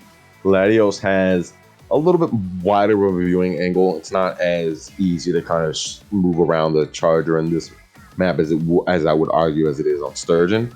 However, Misa has really shown himself to be really tricky and slippery getting around and behind Wipeout's defenses and really opening the way up. Again, on a mode like Rainmaker or Clan Blitz, that's going to be really essential to making sure your team not only takes the lead, but even threatens a wipeout or a knockout.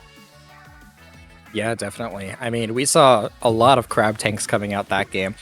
I'm hoping we continue to see those coming into this game. I don't know if Double Splash is going to stick around, but I feel like you could just pick any shooter that was decent last game in Splatoon 2, and it's still good in this game for the most part. We don't see the Double Splash coming out. We see the splatter shot on one side, and actually the bucket on the, or sorry, not the bucket, the 52 gal on the other. Storm on that splash this time. So here we go, hopping in onto that middle of the map. That Charger perhaps is going to have a good time over on that middle, but it's all going to come down to whether or not Wipeout is able to lock down those flanks. 3 seconds in, we already have a crab tank going through and a bubbler setting up, so you already know they're fighting very hard to keep that mid space. They know that's where the clams are going to be, where most of the enemy will be as well, with the Junior going through a tear like its name is like Gal. 100% is running through them. Lucas will not yield. Lucas with this movement, kind of insane, squid rolling all over the place, bringing that Battle Junior to the table. The crab tank coming out to try and prolong this push. 8-10 extra clams on the board. Lucas trying to get some more in. That bubble is in a very nice spot. You're able to throw clams in just barely from that spot where they are. They are going to get taken out in the process. 51, nothing to snooze at, but it's not over. Oh, okay, it is over yet. Storm trying to sneak it in, but thankfully, Wipeout more than aware of it. I think that's going to be a little bit of an inkling of what will happen in future pushes here from LoCL, as they just would do whatever they could to get in that little bit of the extra points, knowing how vital it is against a team like Wipeout, who can be really solid on defense. And I'm certain once they get the lead, they'll want to keep it, no matter how they do so, if it has to be play lame and sit back. Oh, and as I described earlier, that Gallon's opening up the back route, going straight through and avoiding the sniper's eyes and shooting in the back, and opening it up once again for another push on the side of LoCL. It looks like it's going their way again with this game.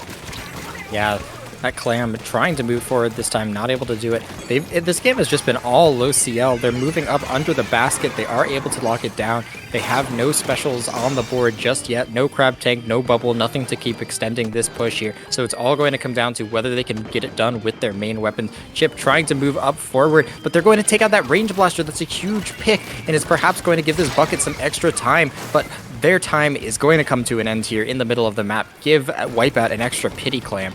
And that means that they're going to have a ton of clams going in for this next push here.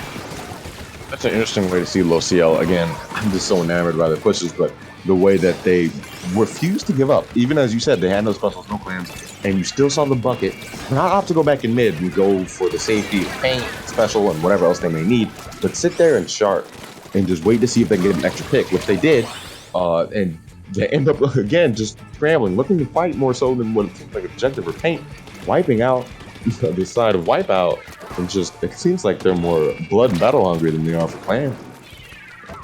Yeah, we can see that Ninja Squid making it even harder for Latias to try and spot them. Storm Hero over on that flank there, trying to get something done. They are going to end up having to back off and flank all the way around the other side. This power claim is going to give away their position, but that's not going to matter. A very nice pinch coming out from LoCL, getting onto the canopy, trying to move forward. Here comes the Ink Strike. The Killer Whale comes in. That Wave Breaker is going to slow it down, but not do enough. Another big push coming out for LoCL. The amount of coordination and teamwork here, it's not just really 1v1s here. We're seeing 2v2s, 2v1s coming out on the side of LoCL, throwing the ball back and forth to distract Latias so they can't get a clean shot on the main priority that they have, using the Ink Strikes to paint out a safe way for the ball to get through, and then keep it comboing with the other two front lines, just holding it up. Well, I mean, the whole team pretty much front lines. So they're just comboing it up, going through, and just making sure that they have no route of defense and very little access even when they get the pushback. I mean, we're talking about a push that just happened less than 10 seconds ago. We already have Wipeout at the front of their doors, and they're still struggling to really get through because they, I guess, feel the need to match the pace of LoCL. But with a different comp like this, it really just seems like, I don't even know when Wipeout has started their push. It seems like it ends faster than it begins. We already have LoCL just wipe them through and come straight back to their base as if stuff never stops. Yeah, I think this Range Blaster doing some nice work up on the top of the canopy there, getting yet another pick. 3 down situation against low CL. This is an opportunity for Wipeout to really get in there, but they're going to need to really push their paint forward if they want to do that. I feel like specials and stuff would have needed to come out preemptively because they have no clams on the board. They have very little control of that map. Finally, the Wavebreaker comes out, but not before 3 members of Wipeout go down. Wavebreaker just gets chopped down, and the low CL in total control of this situation. Huge lead, and they're just going to keep up the aggression, perhaps get a flank going in order to just try and keep the pressure on. They're 100% looking to just end any sense of overtime here. You see them, and just an odd move again, not moving out of mid once that timer hit past 30 seconds. Every other point of the game, you wouldn't have seen them sit mid for any longer than 5 to 8 seconds, just there to paint, get specials, and go. But once they saw the time, knew they had a little bit of time before overtime, they just get specials, whatever they need to do, and then opted to just barely move. As you said, one was set up for the flank, but no more than going up to the box or the roof, to where we had already previously seen low CL be entirely comfortable, even working with numbers much less than the enemies, going as far as they could with their guns and seeing who they could slay. Just an interesting ability to shift pace and keep up movement, and being so aware of the clams, the time, the specials, just working beautifully on their team. Yeah, definitely. I mean, and I think with a comp with both an E-Leader and a Range Blaster, perhaps they're just getting kind of like outsped by the comp, like you said, you know, all these frontline shooters, are they not giving the weapons enough time to set up? Is a comp change what they need? I'm not sure. I think that perhaps it could be. I think the Wavebreaker, the running double Wavebreaker currently, I think that's pretty strong against the comp that low CL is putting out, but it feels like they're just not getting enough time to even use it. So perhaps a comp change is in order, but nonetheless, we're going to be going into Splat Zone's Hammerhead Bridge, where Wavebreaker is much stronger, Charger will probably be much stronger, and I think Range is just as strong as it usually is. I think a comp change might be in order. Seeing the comp, or the players most of the comp on the side of Wipeout, might be a little difficult. I mean, a lot of them are, I won't say one tricks, but pretty dedicated to their classes and weapons. And it might be more reasonable to say that they'll need to change up their pacing, or maybe how they play against low CL. Low CL doesn't have to change anything, I think, and they'll probably refuse to, know how well it works coming up. But again, as we kind of described in previous games, Splatoon's Hammerhead gives you so much more space to work with, and it's extra gates to go through. So again, I guess we'll see Wipeout maybe struggle again to push or get points in, because they'll have to fight every stage of the way, even on Splat Zones, to really maintain and hold lockout. But when it comes to low CL, they'll have to fight against a really good Charger, that is world renowned, I would argue, and in their rolling with their weapon, but it will still be maybe a bit of a challenge to them. But low CL likes to fight a lot, and on a map where you really get the distance to do so, if they can set up advantage, I think it might be tough to wipe out. Well, we do see a comp change. Pretty funny, actually. Double splash for those crabs, and we see the roller. I love to see the roller. We have not seen very many of this. I haven't seen very many of this in comp, but I think it's a pretty strong pick. Bubbler, of course, very strong. Roller, along with Blaster, being a weapon that can really take advantage of the bubblers that they put out, and I think weapons that don't struggle, you know, with rushing into an enemy's bubbler, you know, kind of patching up some weaknesses that their old comp may have had. Here comes that Wavebreaker online, getting ready for Wipeout to push back in, but as we say, that the bucket with a very nice pick, and it looks like they're just going to be stalled even longer, getting a trade, but that's not going to be enough. Misa wreaking havoc in their base. A full wipe onto Wipeout, and they're just getting spawn camped.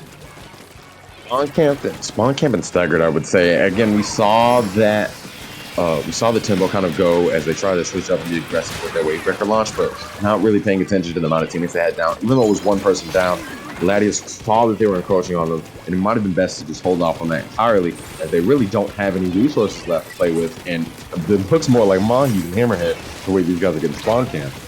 I might see one person escaping on the right, but no, I think they're just done. 8 seconds left. It just seems impossible. Oh my goodness, look how far up they are. The fact that they got up off of very few specials is insane. They basically got up to that wall on Hammerhead without using anything. So when they pushed up, they had the 52 gal with that splash wall. They had the bubbler. They had Bucket using Ink Strike, when pushing aggressively. Hammerhead's a map that, like, on most maps you get wiped. Or sorry, on most Splat Zone maps, you get wiped, and you kind of like reset to like a certain position, right? And it's hard for the enemy team to push past a certain spot on the map. But on this map, it just can keep getting worse and worse. So if you get wiped twice in a row, you lose twice as hard on this map. So that second wipe, when they were trying to push back in against Wipeout, really just made things worse. And low CL, as the set went on, is really just showing their dominance. So really well played to them. Can't commend them enough. Just showing again how much this game really prizes you to be good as an individual player. More so than I would say the other ones. Not like team play isn't the paramount of this game, but showing that LoCL just came with the better mechanics and aggression, I would argue. Just absolutely coming through to slay, and that's what they did. Leaving Wipeout little to no quarter and just absolutely going to town on their team. I can't imagine a better way to play Hammerhead. I don't think you could do much better, as it doesn't even seem like they touch the zone. And really just staggering and then wiping and then staggering and then wiping, just tactically and systematically eliminating the threats and problems on Wipeout before they even became an issue, whether it be the crab tank or the wave breaker or the sniper. Hats off to LoCL. Yeah, absolutely. I mean, they switched up their weapons a couple times, but really that kind of like breakneck pace was what they showed throughout that entire set. No backline, no problem. Charger is a very strong pick right now, but you kind of need to give them that space in order for them to work. And unfortunately for Wipeout, they just weren't able to kind of buy that time. So really well played on both sides here.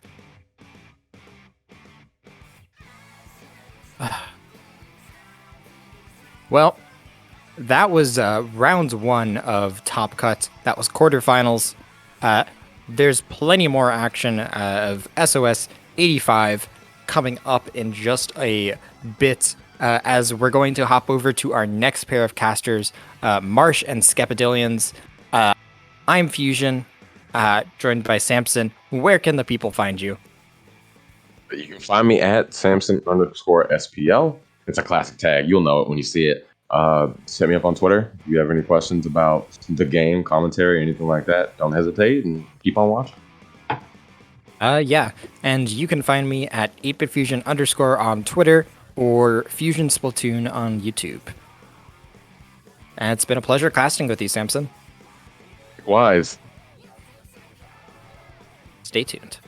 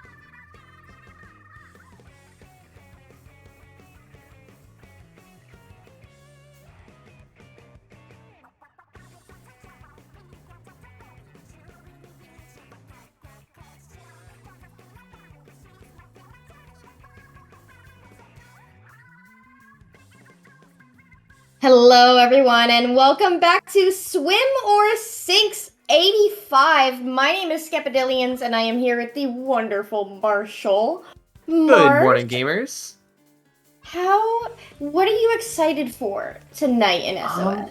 Honestly, I'm hoping we can see some interesting comps. I'm kind of looking forward to see if we see a chip damage comp tonight. I've been a big fan of those recently.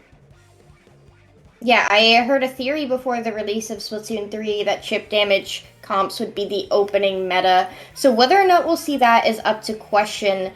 On the left, we have 3/4 of Rising Wave and Lex. Lex, a player from Inkling Heroes. These are competitors that have been around for a hot minute. Rising Wave frequently playing SOS. Inkling Heroes frequently taking SOS. And then on the other side, we have a bit of a dark horse going by the name of Bazooka Squad. Don't recognize any of those names. Yeah, can't say I know any of those either. I think Hog Rider's pretty funny. But of these, I at least know Morsa. Used to be a bucket player, I believe, back in Splat 2. And I don't remember what they did Splat 1, and I've heard Cam before. I've heard their name around. So I at least know a couple names here. If Backshot's not playing Splatter Shot or some sort of shot weapon, I'll be disappointed. But if they're playing Pro? I will be even more disappointed. Oh no, you can't be disappointed. It has crab. Listen, ever since Pro existed in Salmon Run, I've been a big hater. But it has crab. We were just talking about how much you like crab. Yeah, but so does L3 and Splash, which are weapons I like. But you know what I like even more? The match starting. Yay! Hey, yo, here we go on Clam's Eel Tail. Are those missiles in my Splatoon 3? Oh no. Alright, Yep. So, wait, are these like almost the same comps? Close anyway. I think they're gonna play pretty similar. I'm interested to see how the Julie Sculptures handles the 52 and the slashing machine. I think that's a pretty good pick. Yeah, I think the Wavebreaker from the VDS is going to come in handy there in mid. We do see very quickly the Zooka going out and taking out the machine on the side of Bazooka Squad with that Zooka nonetheless. There we go, we have Rising Wave taking control of mid here in this little scrapbook, special being bird on both sides, but the Clam economy going in favor of Rising Wave. Oh, here we go, we have to getting a push. So I think they need to get their slashing machine up forward and then just have their slings of farm normal missiles to keep this push going. Hold the top plat, and they should be cooking for hot. 4 missiles? I'm surprised. I thought they'd get only 2 or 3 there. Rising Wave does get this below 60 as that second set of missiles come out, and they're able to get to the basket and at least stall it for now. But going 2 down, make that 3 down, just the machine left standing. This is Bazooka's Squad's time to push up, coming in from behind under the basket and getting a cheeky pick over there. You know, it kind of looks like they forgot to paint that area. Classic mistake. Always got to make sure you paint around whatever your objective point is, because cheese like that will happen. And I think that was a really solid push. I didn't see anyone up high, but it looks like they didn't really need it in that scenario. But 27 opener, you can play lane for the rest of the game. In this map, given how narrow it is, it does funnel teams forward. Ooh, okay, just and a sausage. Yeah, that was kind of clean though. Alright. They got position. It felt like they weren't able to push up fast enough. I think they should have had one person rush ahead and try to get above, cover that area, and like set them up.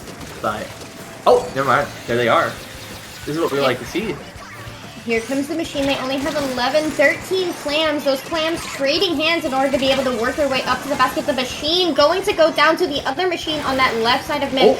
Rising Wave has these clams, but they're all the way backed up in their choke. They have 2 standing. Bazooka Squad only having 2 standing now. They're going to be able to push up, but unfortunately, the shot not going to be able to take out that VDS. Ooh. So, Skep, okay, how do we feel like, I feel like watching this, I feel like Bazooka just hasn't been painting enough to take back mid. Like, they've been getting their kills, right? But they've not really gotten a good solid clam control, and they haven't really gotten map control at any point in this match. Like, what do you think they have to do to get control at some point here? at this point, we have seen them be able to push Rising Wave all the way back to their choke. The difference is that they're not able to get control of choke, and Bridge is what's going to enable that. Getting up onto that high ground, overlooking flat, overlooking the top right area. Generally where you need to be, and we see the shot player here with that Zooka Morsa going up and peeking those left corners and forcing a Bazooka Squad past choke.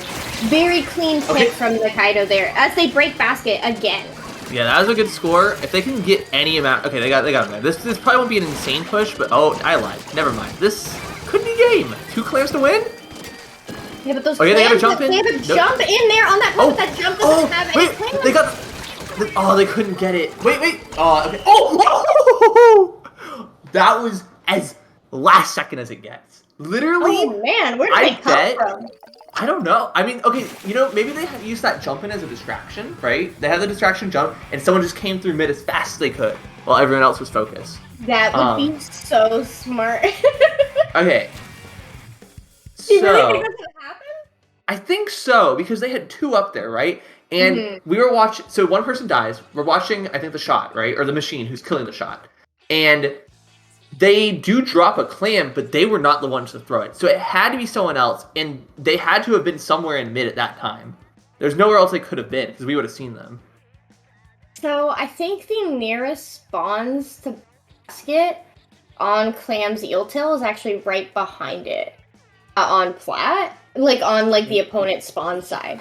No, I think they had it closer, though, because they didn't come from behind. I think it was just they unintentionally distracted, maybe intentionally, distracted them on that plat right there to allow for the other team to come in, which I think was, like, I don't know if they meant to do it. Smart play, though.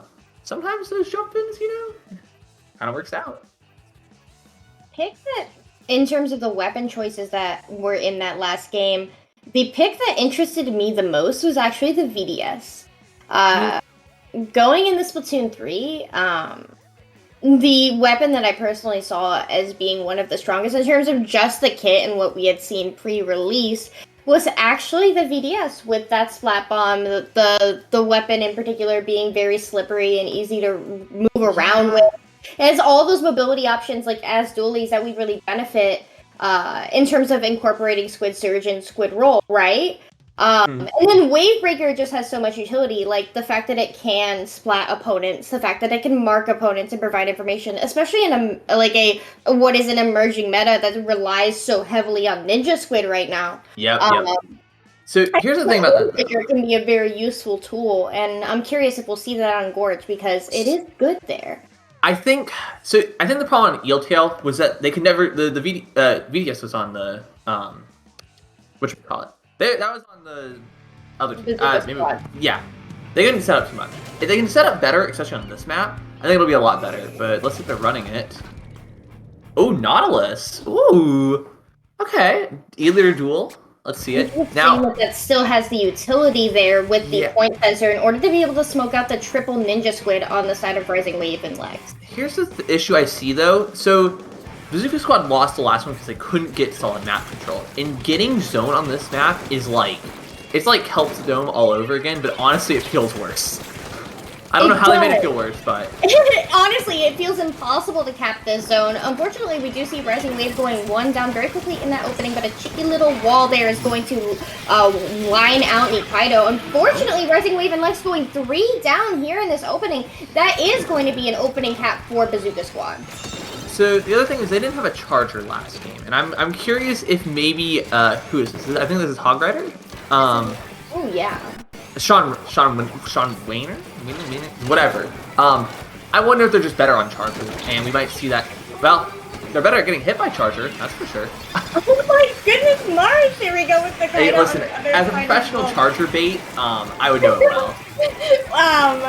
We do see that Rising Wave and Lex here. They are going to get the double knot. You can see the lines for the shots, but you can't see the ball. I think both these players need glasses. What do you think? No. Hey, bro. I listen. I need them too, man. I need them too. Yeah, I have them over now. Okay, Rising Wave has control now. Can Bazooka Squad get back in? We saw last game didn't look like it. It's not looking super good right now.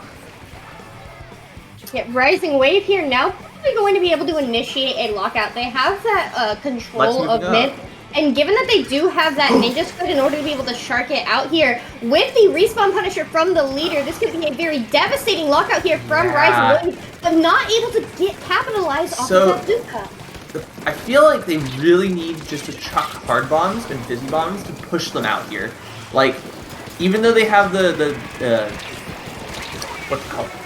Yeah, my brain's broken tonight. The Splatling, I guess.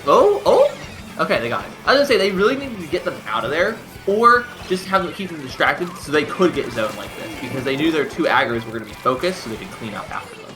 And I think that's what happened there. A Rising Wave going into those aggro positions, trying to buy time, but unfortunately not able to buy enough time to get just only 2-3 remaining. But BAZOOKA Squad has cleared their penalty here, and this could be huge. Now, okay, I'm seeing one problem here. And have you noticed that left corner right there hasn't been painted this whole time? I think, from last time, mentioned they weren't painting mid as much. They're only focusing the zone here. They really need to take control of these side areas just to make sure they have that paint to utilize when they get pushed in. And I think it's free special. Free special as well, but I'm more concerned about having an area to move. Like, horses going in. Oh! Got one. No, just gonna trade. But it might be too late. No, but it's not gonna be enough. That zone just takes so long to neutralize. It's just the leader left standing. BAZOOKA Squad with the comeback here. Yeah, I'm honestly a little surprised. I think they just pulled off their kills really well at the end there. Maybe Rising Wave fed a bit by trickling in. But hey, they pulled it off. I guess they were the ones who found the glasses in the end. But only one of them's wearing glasses, right? Yeah, but wait, was it the Eliter wearing glasses? I don't. No, it wasn't. It wasn't. No. Tragic. Well, maybe they borrowed him for the round. Give him back to the end screen. All right, Tower Mahi though. This is gonna be terrible. Oh my god. Okay, so the leader is gonna eat. Also the machine, especially in the first half of the game. Bets on first person to die to the E-Liter. I'm going with... E-Liter gets first blood, 100%. Well, no, absolutely. But what time? I'm personally feeling... 15 seconds. You're going 15?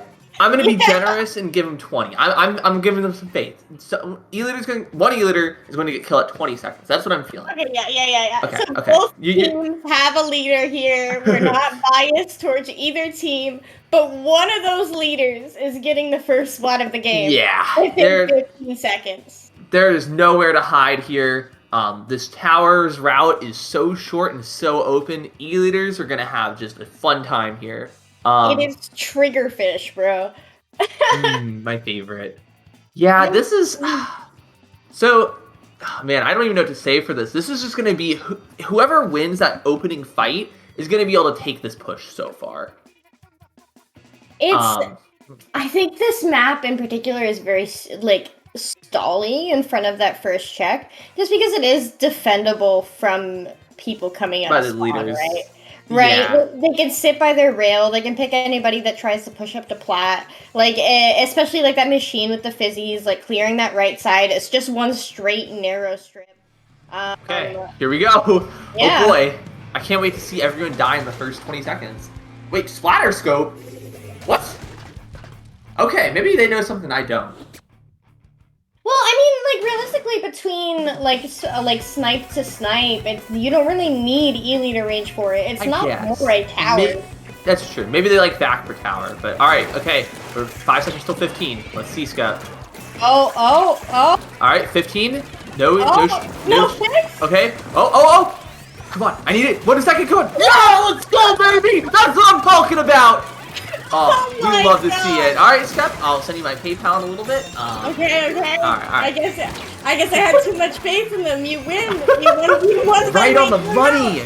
We love to see it. Anyway, as I said, they got the first solid opening there, and they have control. Yeah, they do, and they also have that back at that first checkpoint, which answers the riddle of the question: how do you prevent an opponent's stall there on that first check? We do see that Rising Wave +1 are able to clear that first checkpoint and get 2 picks. It is just the treasure left standing. This is going to flip around the other way. And that's the magic of Mahi. All right, this is okay. That was a little I don't know why they pushed in so hard. The rest of the team wasn't there yet. They really need to focus on clearing this checkpoint first. Like, they got the sauce for it, but I was a little worried if they died there. And there we go. The tower is sweeping the other way. We have Rising Wave and Lex there pushing us to that final checkpoint, but that is a wipeout. Did the... Okay, so obviously that was a wall bomb, right? I'm pretty sure we just watched the big bubbler disappear as the bomb was being thrown. Oh, right there. Into the wall bomb thing. Like, that was as perfectly timed as it gets. My goodness. There we go. Once again, flipping back in the other direction. The BAZOOKA squad trying to push we got a water. In the process, one goes for a swim. The other two on that right side street. They're not going to be able to take this tower any further, as we do have Nikaido up there now on that tower. Ooh, cheeky. Yeah. Alright, that person is dead. They fed. And there they go. Oh, wait, they got a kill on their way out? Alright, they didn't deserve that, but we take this. I don't know. That was kind of a feeding moment. Taking one there, we'll take it, right? But now they have this bubbler and this back on top of tower heading towards that final this might be game. Yeah, honestly, it very well could be. And pop it, and nothing can do to defend, and that is just straight up a GG. I said this would be a terrible match. It was terrible, but it was hilarious. There was just like, it's like no one could hold control for very long, and they had to use all their specials to do it. And yes, you can use all your specials to do it, but every time they did that, they immediately lost control. It's just that Rising Wave here, they had the last laugh, basically. What I found was really, honestly, what signaled to me that push was going to be successful was the combination between they have this bubble and they have this back, but more importantly, they're not just popping them at the same time. There was intent behind it, right? Yeah, they knew what they were looking for. For the checkpoint, they cleared the checkpoint, and then knowing that their opponents had no choice but to rush that tower because they only have 10 ticks left, pop the vac. And then they had 3 people on that tower, just you can't hit all of them. You know? Yeah, that was like it was really good special usage. It's just, I think the nature of the map causes really big snowballs, because like that tower path is super short. Yeah. And it was like the water level dropping basically didn't matter in that set. I didn't see anyone really use any of the side areas, which, to be fair, is tower control. Why would you? So I mean, that was pretty solid. Rainmaker Wahoo. I would think that we would have learned our lesson about this one over the past couple years. Yeah. Honestly, to me, what screams this map is just so fast. Like, okay, yeah, it's a huge map and you have to paint everywhere, right? That's fine. It's Wahoo. Like, I'll tolerate that. The thing that gets me is that you can jump to both pedestals from the nearest high ground. You can jump to the pedestal and right front plat. You just land on it. You do the same thing from left. And that, to me, is like, what is the point of swimming up the pedestal? If I could just land on it, like it's Rainmaker Arowana. And we all know how we felt about Rainmaker Arowana. It was funny. No. Yes. See, a lost art here is as I like to call it, I've been doing this in Splat 1, the backwards double jump dunk, where you jump back on the Rainmaker podium, use your shot to boost you into it, and your Inkling will jump in the air and turn around and dunk it. Masterpiece. These comps, I see feed juice, zombie juice. Oh my god. So, BAZOOKA Squad just got a 5th special thanks to the end zap here. Tacticooler, I actually do think it's good on Rainmaker. I think if you're going to use it, this is where you use it, because it allows you to effectively rush the Rainmaker faster and not worry as hard when you're inevitably going to die. Because most of the time you don't want to die, right? And Cooler enables death, if that makes sense. Which is not a good thing. But in this case, I was going to say you're going to die. I just meant after you pick up the Rainmaker. So, after you pick up the Rainmaker... Oh, well, wall wasn't fast enough that time. You know, okay. The thing that gets me here, as you mentioned, with that cooler is that, you know, you're used to your Rainmaker carrier having more deaths than their average game. On Rainmaker, how did that Booyah Bomb not? Okay, I think that was spectator lag plus the graphical effect of Booyah Bomb being a little silly. but that looked really funny. They said, "Hey, bro, I don't care about that. I'm built different." Cool guys, though. Look at it. Literally. Yeah, I want to see. It's like, I like the cooler pick. I think it's just risky. They really need to make sure they don't fee with it and respect that. Yeah, I might come back in 0.1 seconds, but that's enough time for them to get to the next checkpoint and dunk the Rainmaker. Yeah, and it feels like a lot has happened since we last tuned into this scrap that was going on in mid. We do see that 52 is forced to drop, narrowly escapes with the help of that splat bomb. My goodness. If that was on purpose, that was brilliant team play there from 3/4 Rising Wave and left. Okay, here's our push. I was gonna say, like, no one has gotten anything. Okay, they got the juice. Ooh, I don't know why they're going for this checkpoint. They had a path left. Their teammate is over there. I think they... Yeah, there we go. Okay, they got it. Now, I feel like going left is a little safer of a play. Look how much paint they have over there, and they did have a teammate over there. This is gonna let the enemy team just, like, get way more control back. I mean, like, yeah, they got the lead, but it's the first checkpoint. It basically doesn't matter. The machines there going in for that trade, but the first checkpoint is something, March. You can't negate that. It is, but it isn't. Like, they're already, they got their leader down, backline's down. Looks like Rising Wave's kind of out of, okay, I don't know where they're going, but they're kind of out of position. And, they can't, okay, there's the checkpoint. Yeah, but they're already one down. That leader is back up. We have that gal on that left. Gonna shut anything down on the left. The Booyah Bomb coming in from behind there in order to shut down the push. The T-Tech goes down. Here we go. Lex there, able to push up into the mid. The machine is down. It is just the BDS who is jumping in. Wait, they got one? Gonna pick in, but not able to handle that Rainmaker. If this Shark is successful, this would be huge for Bazooka Squad, but he's called out. Yeah, I think that was I don't know if they should have sharked there. They're squelchy. They have movement. You got to really use that here, you know? They already knew they were there, and they did go down. So I guess, they're still alive, so I guess it worked out. Okay, so... That time took a lot of time in order for the members of Rising Wave to all go down. Bazooka Squad was able to come back in. Big push. Big push. Huge push. Here we go. It's just the zap. They're shorting that out. They go for the fish. Oh my god, both of those members are weak. That last one's weak. That was too close. That was just... Okay, if they can somehow cheese this, I will be a big fan. Okay. When I said cheese, I meant them to grab the Rainmaker, not get cheese. That was a really solid push, though. Just like, as I said, I think going left on this stage is almost always the better option. There's very few times I think going right is the choice. And, they still got some control. Like, 3 is just, you have to dunk now to win, right? They have to dunk. Yeah. Like the base of the public score. So they have to get in there. Okay, they popped Trizuka. I'm not sure why. That felt a little early. Well, the Zuka, they're possibly going to be able to help them clear that left side, but Hawk Rider going in and getting shut down by the leader. Yeah, this is looking pretty hairy. We do have that Booyah Bomb going to shut down some area of Plat and force them. Hawk Rider, they're still up on that leader.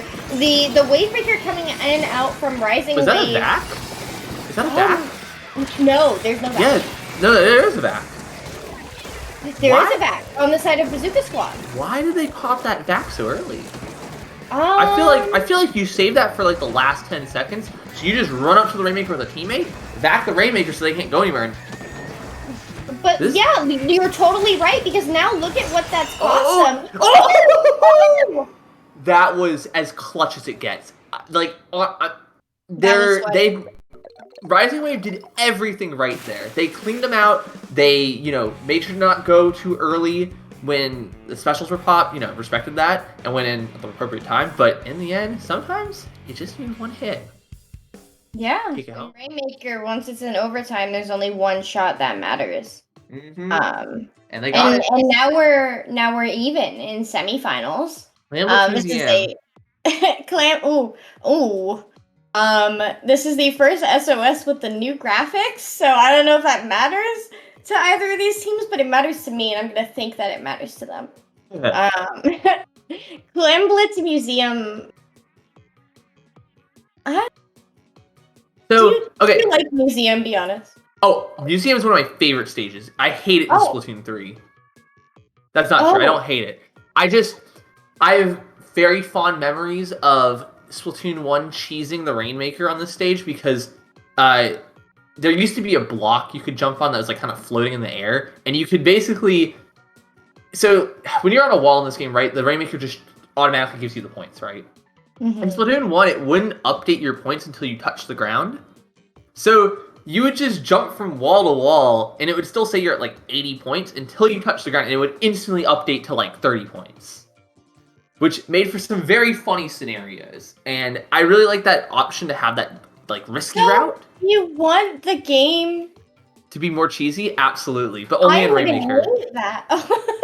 It wasn't no, but the checkpoints are there to eliminate cheese. Okay. Well, debatable. Oh, okay. Well, I say cheese in the sense of like just this point marker was cheese. It wouldn't update.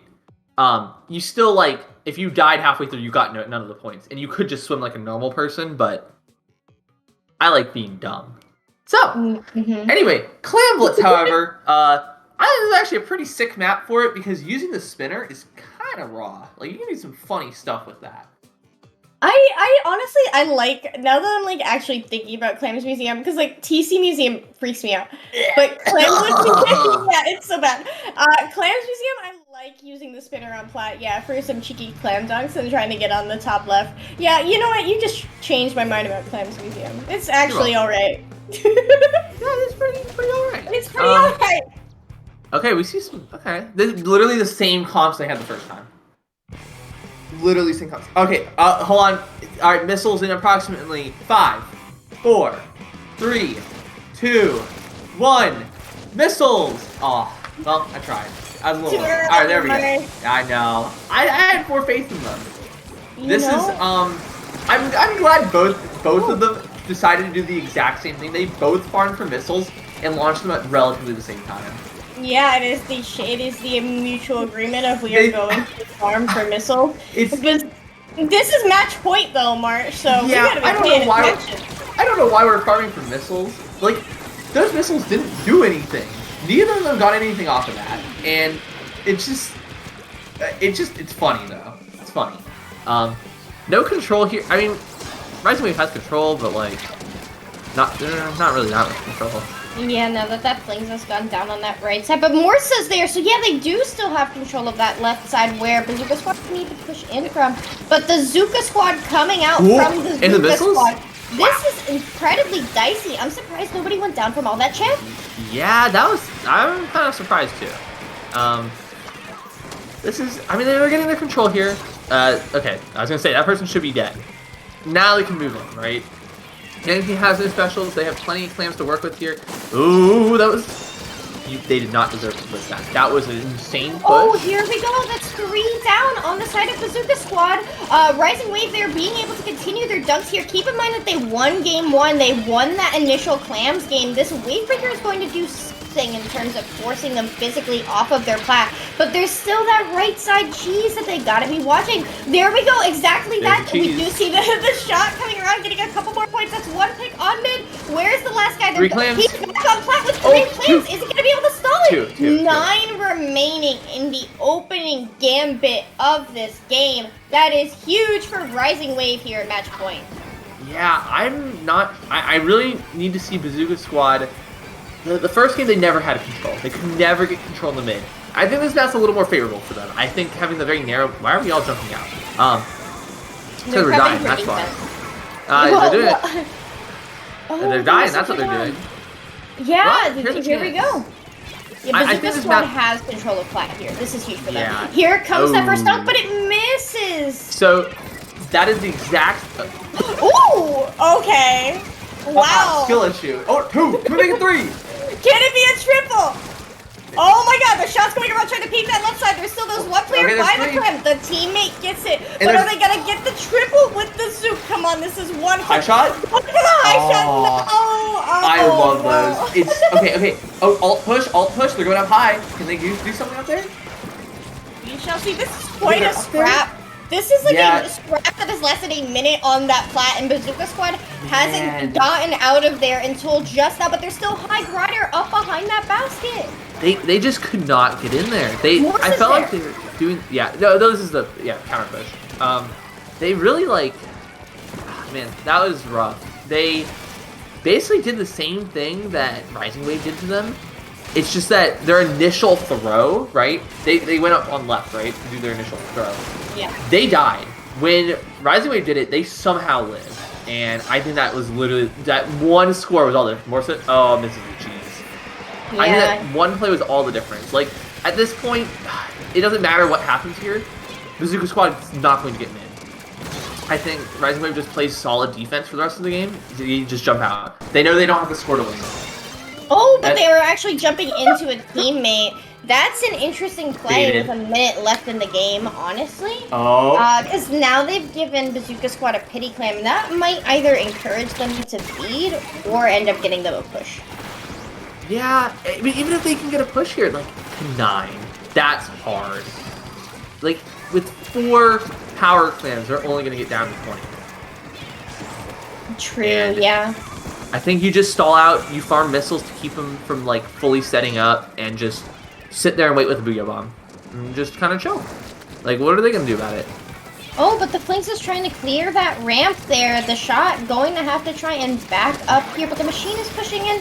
Rising Wave here trying to get control of mid and having a lot of difficulty doing it, burning through 2 specials in order to be able to try and accomplish this, and still fighting for that left side near their own ramp. Bazooka Squad is setting up for a push. They get that machine. They get the 52. Cam has no choice but to fall back. The shot is up, but they are on top left. They're coming around the right side with that Cam using that spinner. This is going to be a push for Bazooka they Squad. got their push. They have to keep control here. 1 down. I think that might be it. Just going 1 down there is huge. Then they have no clams, and here comes the missiles. They have 2 clams. They're going to have to try and swim up, but the VDS is going to go down doing so. The Flinks are trying to come up. It is just a machine. There's no way. The Wipeout seals the deal, and Rising Wave plus Lex are moving on the grand finals. There you go. That was a really rough push at the end because they had nothing to lose. You know, it didn't matter if they scored. All they had to do is make sure they didn't get to 9. It's hard. It's like Rising Wave really knew what to do there to play on defense, and we saw kind of in the first match how Bazooka Squad struggled to get mid and hold all that paint. In this case, it wasn't mid they needed to hold, but they could not get spinner plat. Yeah. So I think double clams was kind of their downfall here. I don't think they played it bad. I think it was just not favorable for them. The decentralized mode. Having to take control of multiple parts of the map at the same time in order to be able to secure objective, because they were able to get a sizable amount of clams. They were able to get 15, 18, under 20 clams. They were able to get up there. The thing is they weren't able to gain any footing on the of Rising Wave and Lex. And that ultimately became their downfall. Pretty much, yeah. I would be curious to see stats for the end of game, because I'm not really paying attention to how often someone's dying or how much paint people are getting. Obviously, the Flings probably have like 20 billion paint, right? But it didn't feel like people were feeding that much, at least towards the end of that set. I felt in the earlier part of the set, there's a lot of feeding going on. Yeah. Near the end, it looked like both teams picked up their defense, or not defense, but like they weren't rushing in blindly. They kind of figured out, okay, here's what we need to do, and I think that executed a little better, but I think it was just map control was the struggle there. Getting in while holding the map. So, Rising Wave, though, they know what they're doing. Can they do it against Surplus, though? I recognize some of these names. I'm sure we've all ran into Fantafizz in solo before. Oh, man, yeah, this is... Oh, you know who this is? These are the Rainmaker solo queue warriors. They were going by a different name in Splatoon 2. They had like a little cheeky pickup name. I am the Rainmaker solo queue warrior. Well, then I'm sure you've come across these guys, right? Oh, yeah. Listen, I got a spicy Twitter clip on Fanta. Let me tell you. Fanta, I'm a big fan. Man. Thank you for the content. I appreciate it a lot. I have some really nice memories of coming into these jerks. Man, you really... No. How many points did you lose to them? How many points did you lose to them? It's not a big deal because it was honestly very funny. Because we would try and see how long we could live against them. There was never a question of beating them. It was just how long can we keep them from KOing? And it was always while we were trying to warm up for a scrim. So, Nice. yeah, it was honestly really good practice because Hey, sometimes we we take did. this then. Yeah, I have massive respect for them. They're very talented runners, and Rising Wave and Lex better hope that they don't play Rainmaker this set more than once. Well, we're starting on Splatzone's Mako, which, if I don't see at least one blaster here, I'm going to be a little surprised. This is like Blaster's favorite map, easily. You have all the beautiful little cheeky, just pop up the corner, got him. Got him. Just like that. Same for some rollers. So I expect to see a little bit of that. On Zone's Mako, what do I like to see here? Dapples? No! Get that away from me. We were like talking earlier, and I was saying how I hate Dapples because all they do is enable my bad habits and transfer bad habits to the rest of the team. So, I am not a fan. I am a huge fan of Dapples because I think it's funny that you can have No! Stop! instant respawn, extreme sub power up teleportation beacons. And that doesn't have to be a bad thing, right, Marsh? Because But if I'm doing it, it's going to be a bad thing. It's going to be a bad thing if I'm doing it. Don't forget that one of the cooler effects is QSJ. So jumping out is instant. It's just as instant, if not faster, than dying. Also, you can jump back into a beacon, and that's cool. For some background, I played Dapples in Splat 2, and I have a love-hate relationship with the Dapple dualies. I was #1 for Rainmaker with the Dapples worldwide, and like on solo, I got rank 1 because I'm a gamer. But I don't actually like Dapples. I simply use them as a tool to get me to the Rainmaker faster, and unfortunately, they don't do that as well in this game, in my opinion. So I no longer like them. Listen, we all had a couple weapons ruined for us. I can't cheese people. Like, okay, Mako Mart, right? Rainmaker, you know, the block on left, the block jump. Literally my favorite thing, you just sit there with LDE and just chuck mist over and over and be like, haha, you can't go anywhere, hee hee haha. Shake my hand. And you just sit there, and you make it so they don't get to play the game. I'm not using Dapples, I'm using Toxic Mist. And then the Dapples help me pop Rainmaker faster, so I can get the Rainmaker faster. So, and then Cloud is a special I can use with the Rainmaker. See? It all comes together. A beautiful kit. I'm really sad that you can't have that anymore. But It's don't okay. worry, Dapples will get more kits, and that's the fun that's the mystery of Splatoon 3. Because we don't know what we're gonna be playing. I'm scared. Now. I'm scared for these kits, man. Yeah. Listen, if my L3 doesn't get burst bomb, I might have to put this game down. I don't know if I can do this anymore.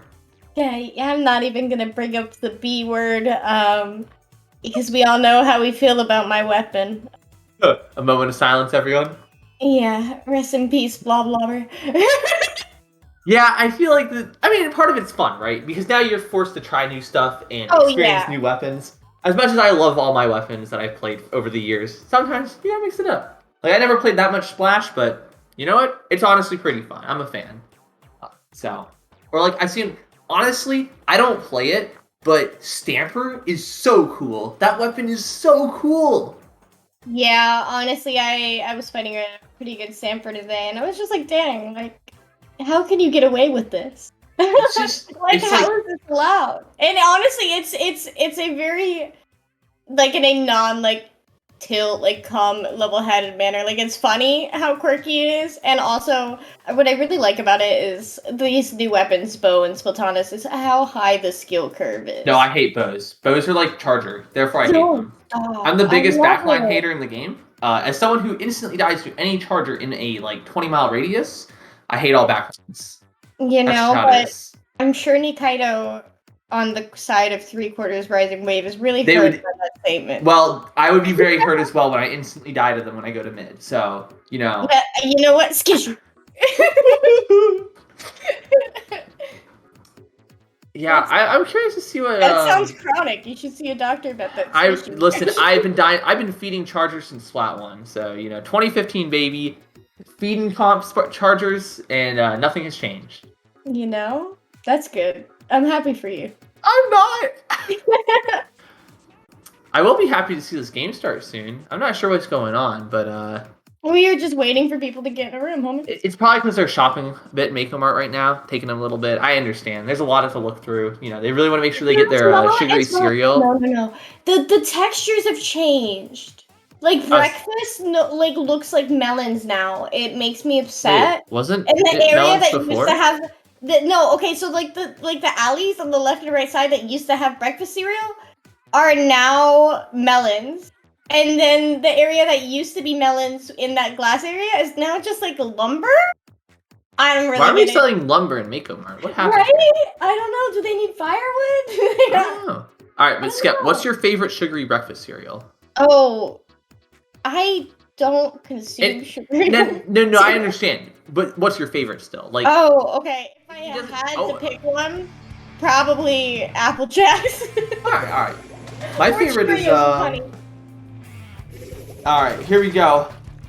Oh, Squeezy. Ooh. Okay, Squeezer, underrated as heck. That weapon, disgusting. Dude, Zuka there with the wall. Like, what do you do? The answer literally is not no. fair. Literally not fair. Anyway, let's see some picks. That's literally going to be this opening, is whoever gets the most picks. Both these comps just want to kill each other. Nothing else.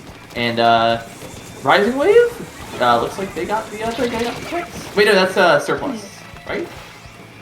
Yeah, Rising Wave here in the blue. Going to lose the zone in the initial push, but probably going to be able to come here and cap it right out from underneath the feet of Surplus. 30 seconds having passed in this game, and now we see the zone changing hands. The Junior is down on the side of Surplus. That is huge for Rising Wave if they can clear out this right side that is even bigger. They have to deal with the 52! Look at all that chip damage. That was a Cloud, Whale, and somehow they lived. I'm impressed.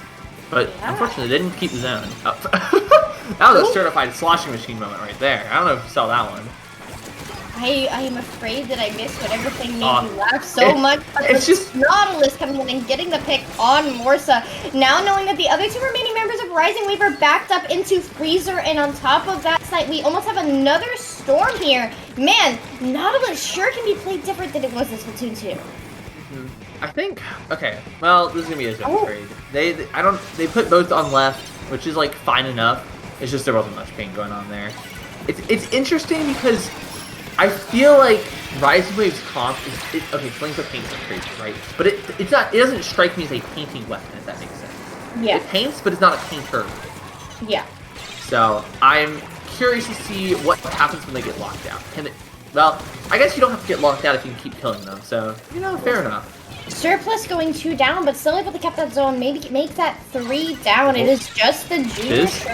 There's no way they don't get called out. Exactly. There come more Sunday Kaido in order to pick that Junior. And now you have forced Surplus into a heavy stagger because of how long it's going to take that Junior to come back into the action. And by then, as we see here, Rising Wave might be able to pull lead. Yeah, there they go. I'm just worried for when if they can get locked out here. They need to win these fights to hold control. They do not have the air quotes painter comp. And also they're outrange. Speeds are kind of nutty. So, we'll see if they can hold it trade. I don't think is that a good trade? Yeah, trades advantage the team that is currently in control of the zone, which is exactly what Rising Wave needs right here. Yeah. We have that Flingza doing nothing but spamming paint on top of that left stack. The shot going down, the 52 having just gone down as well. Okay, this is the swap. Okay, here's what I want to see. How does Rising Wave get in when they lose control completely? Well, the answer is they kill Brandon. And maybe kill Luke? Push him out at least. The 52 having no choice but to pop that Ray. Oops, I mean that whale. The Zuka coming in from that right side, though, not able to do any effect in zone with that, but we know that Brandon's not going to be anywhere near special. We know that not just went down. This is huge for Rising Wave. There's a minute and a half left. The closer they get down to clearing that penalty here, the more likely they are to take game one. That's one. Will they get the second? Will they get the double? Clean it up. Comes in and great call out. That was such a good call out right there. I think that call out is important, honestly, because by doing that, as we can see, they're locking them out, right? They're in such a good position. Good jump out. They lock them out. They don't have the killing power. They have the painting power to get back in, and I think that's game set match. And great call out there. That literally call out won the game right there. They double teamed in the corner to move up there, hold the control just long enough to make sure they could lock down. Not Excellent. losing the 52 there meant that they would be able to move further up past Freezer in that little like elbow area and plant that wall down and set a line across from the opponent's plat down through their Freezer through that right side. You don't get to pass here. You don't even get to touch your toes at the zone. And then they had about 15 penalty points left at that stage in the game. So realistically, we would need to see Surplus having a Hail Mary moment in order to be able to cap that zone there, let alone do so without losing any players, so that way they could then go for an overtime lockout. I don't see that happening if Rising Wave had 4 members left standing. What that set told me is Rising Wave can rely on their killing power to keep control. They won their fights, and their Flamesa was able to spam missiles enough, and a bit of paint here and there, just enough to make sure they can never really get pushed out. And I honestly see them winning this tower control game because this is such a push forward and kill everyone kind of map. You don't really need to hold, like, obviously you should hold mid and whatever, right? But you're pushing by killing. You're not pushing by paintings in this type of map mode combo to me. No, you're right. In order to control space here, you have to be able to get into an area, most likely with a pick, and then defend that area by continuing to handle opponents that are going to drop on you from spawn, from back, from left or right tree. You have to deal with all of that information at the same time. And that's what makes Inkblot, in my opinion, so interesting, is it is that narrow map where the tower is, moving through an area that's only as wide as maybe Walleye. But then you're also having to deal with defending those flanks. Oh, and by the way, gas prices. That was Surplus's famous Splatoon 2. Oh. Amazing. Oh, Rapid Blaster. I love this. Interesting choice. I honestly, I can kind of shake to that one. Not a bad pick. Definitely off-meta pick in the current state. No charger, but if they can push in and get their picks, maybe they don't have to worry about it. Oh, well, you know how I said get picks? Well, looks like they're doing just that. Yeah, they're also really feeding picked on the charger. The knot going down is rather huge, and then quickly losing that rapid in response. Not having that trip strike is going to be big for them in terms of securing that ramp here and that first checkpoint. Yeah. Okay. So they're all going into plat here, which I think is a little awkward because. Okay, they got one, but I feel like going on the plat here is a little risky. Okay, we get to watch the funny. Got a trade. That was. I feel like. Huge. Oh. It's a wipeout. Oh. As I said last round, if they can get their kills, they're probably going to win. And how did they win the last game? They got their kills. So that's kind of what I'm seeing here.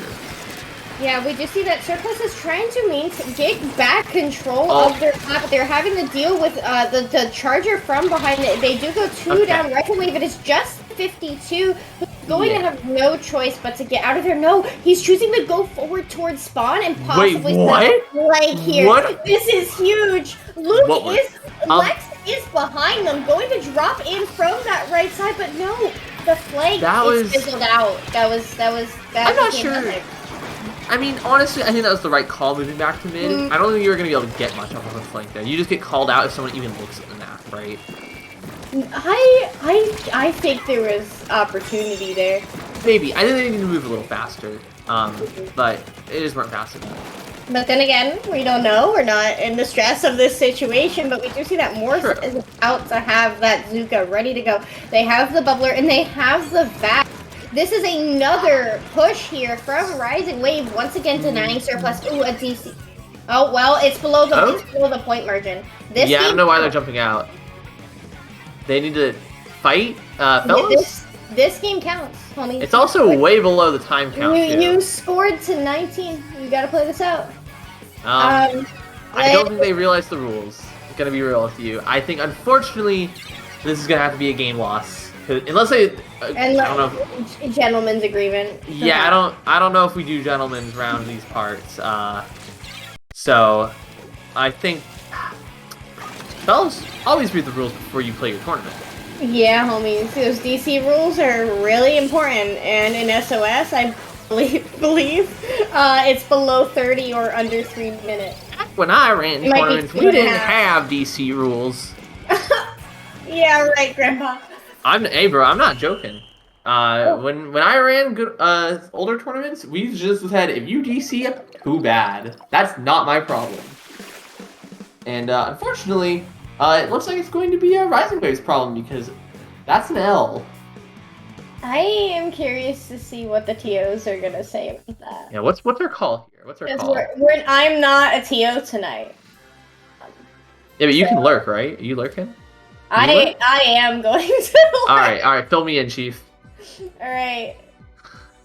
You heard it here first. Because as far as I'm concerned, that's an L. But I suppose if they want to be nice about it, possibly. Nothing has been said in Battlefy chat, so... Wait. I'm looking at the wrong game. Okay. We don't talk about it. Nice. So... Alright, they did say redo, so this is a replay. We are getting a replay. You got... Alright. So, apparently, if the team with the DC is the leader, or leading team, they can get grace from that. Okay, cool. That was a pun that you didn't pick up on. Oh yeah, great. So the rules change in between Splatoon 2 and Splatoon 3. Forgive me, I'm a terrible TO. I promise I read the rules before I tell anybody anything. That being said, this is a new rule because DCs are now more frequent. Because Rising Wave was in the lead, and they were the team with the DC, they get a replay. So we will be seeing around back. If you are losing and you DC, you do not get a replay. So Correct. The other way around. No DC for funny business. Seeing the replay here, knowing the comps and everything, I don't know what whatchamacallit. I'm forgetting team names. Yeah, we do have to apologize because apparently they did read the rules and we didn't. Yeah. We're our skill issue. Okay, yeah. So I'm curious what Surplus is going to do differently here because their problem that game is they simply were losing fights, right? Rising Wave, they don't really need to train. As long as they get their kills, who cares? And I think that's going to make... If they can not... I don't even think it's necessarily about winning the fights, right? As long as they can get control and just 2v1 everything, right? Because that way you can guarantee a W in each exchange. It just doesn't matter, can they pair up easily enough to get those Ws?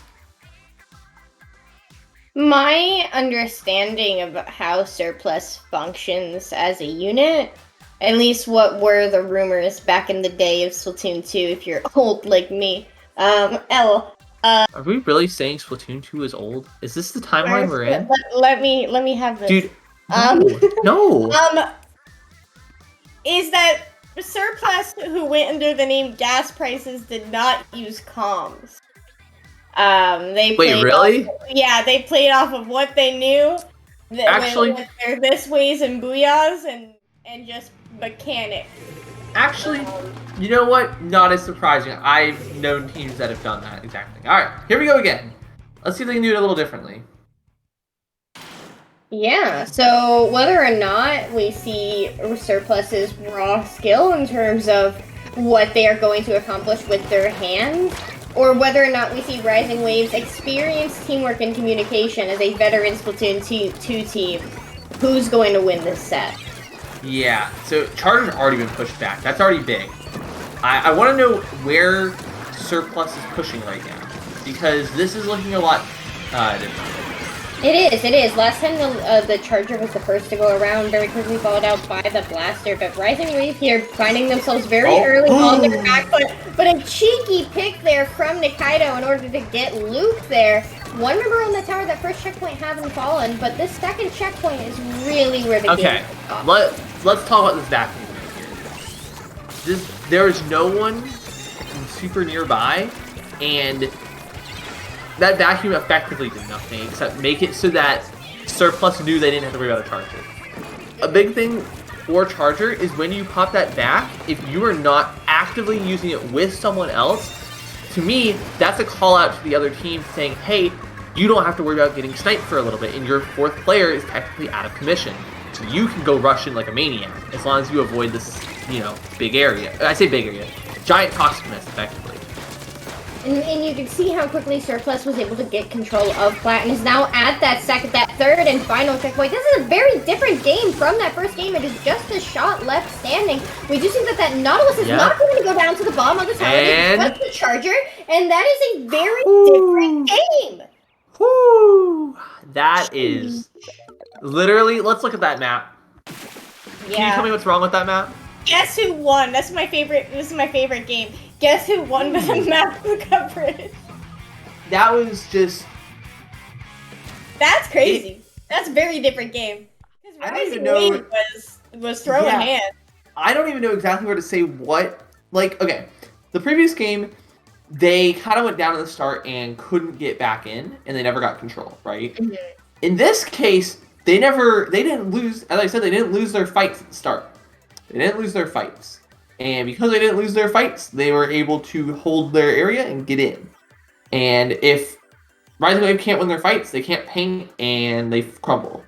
I also think, honestly, the Ink Vac pop there was kind of a turning point, because with that pop, the enemy team knew they could just rush in.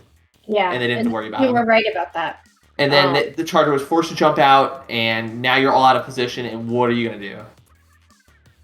That's a hard one. Like, you want to pop your specials because you feel like, you can sauce them up, but sometimes no special is better than a special, especially if you have hammer.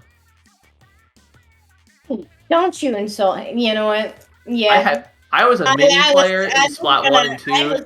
Do not talk to me. Good block. It looks funny. It's a funny looking weapon, a special, and hammer unfortunately, was made for throwing, I think. So true. It's so bad. It's like if you wanted a throwable, lethal, play Bazooka. I'm not even sure Arashi can redeem the weapon in this game. I hope that they can, because I like Wiper. Dang it! I like Torpedo. This is a certified Splatana Stamper chat. Get real.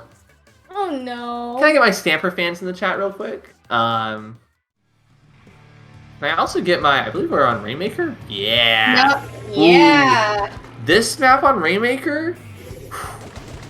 I like this. Okay, so the machine is going to be a pain in the keister. Especially on that bridge area, just because that left checkpoint, that's so free. Is that for some the machine. zombie juice coming out? It is interesting. No, what?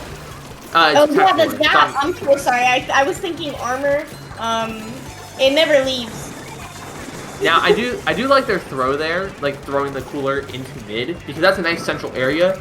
Another thing about cooler that I think causes a lot of people to lose using it is you throw it down and you go out of your way to get the drink, right? You go out of your way to get the drink, and then you lose control of that. And now you've lost the game. Congratulations, you respawn in 1 second, so you could die in that much time down. You lost control. Throwing it there was really smart, because it was that's where your other teammates are going to be aiming. Yeah. They didn't have to go anywhere else. They were going to go there naturally. So I think it's just going to be whoever gets mid here first. No one's gone down. Oh, okay. That we do see that Luke is the first player to go down. So the 2 members of Surplus force back past Choke. We do see a scrap going to result in a win for the little junior. And look, the junior's gonna dive on him. Oh, there it is. Yep. That was good. I'm surprised they didn't get super called out.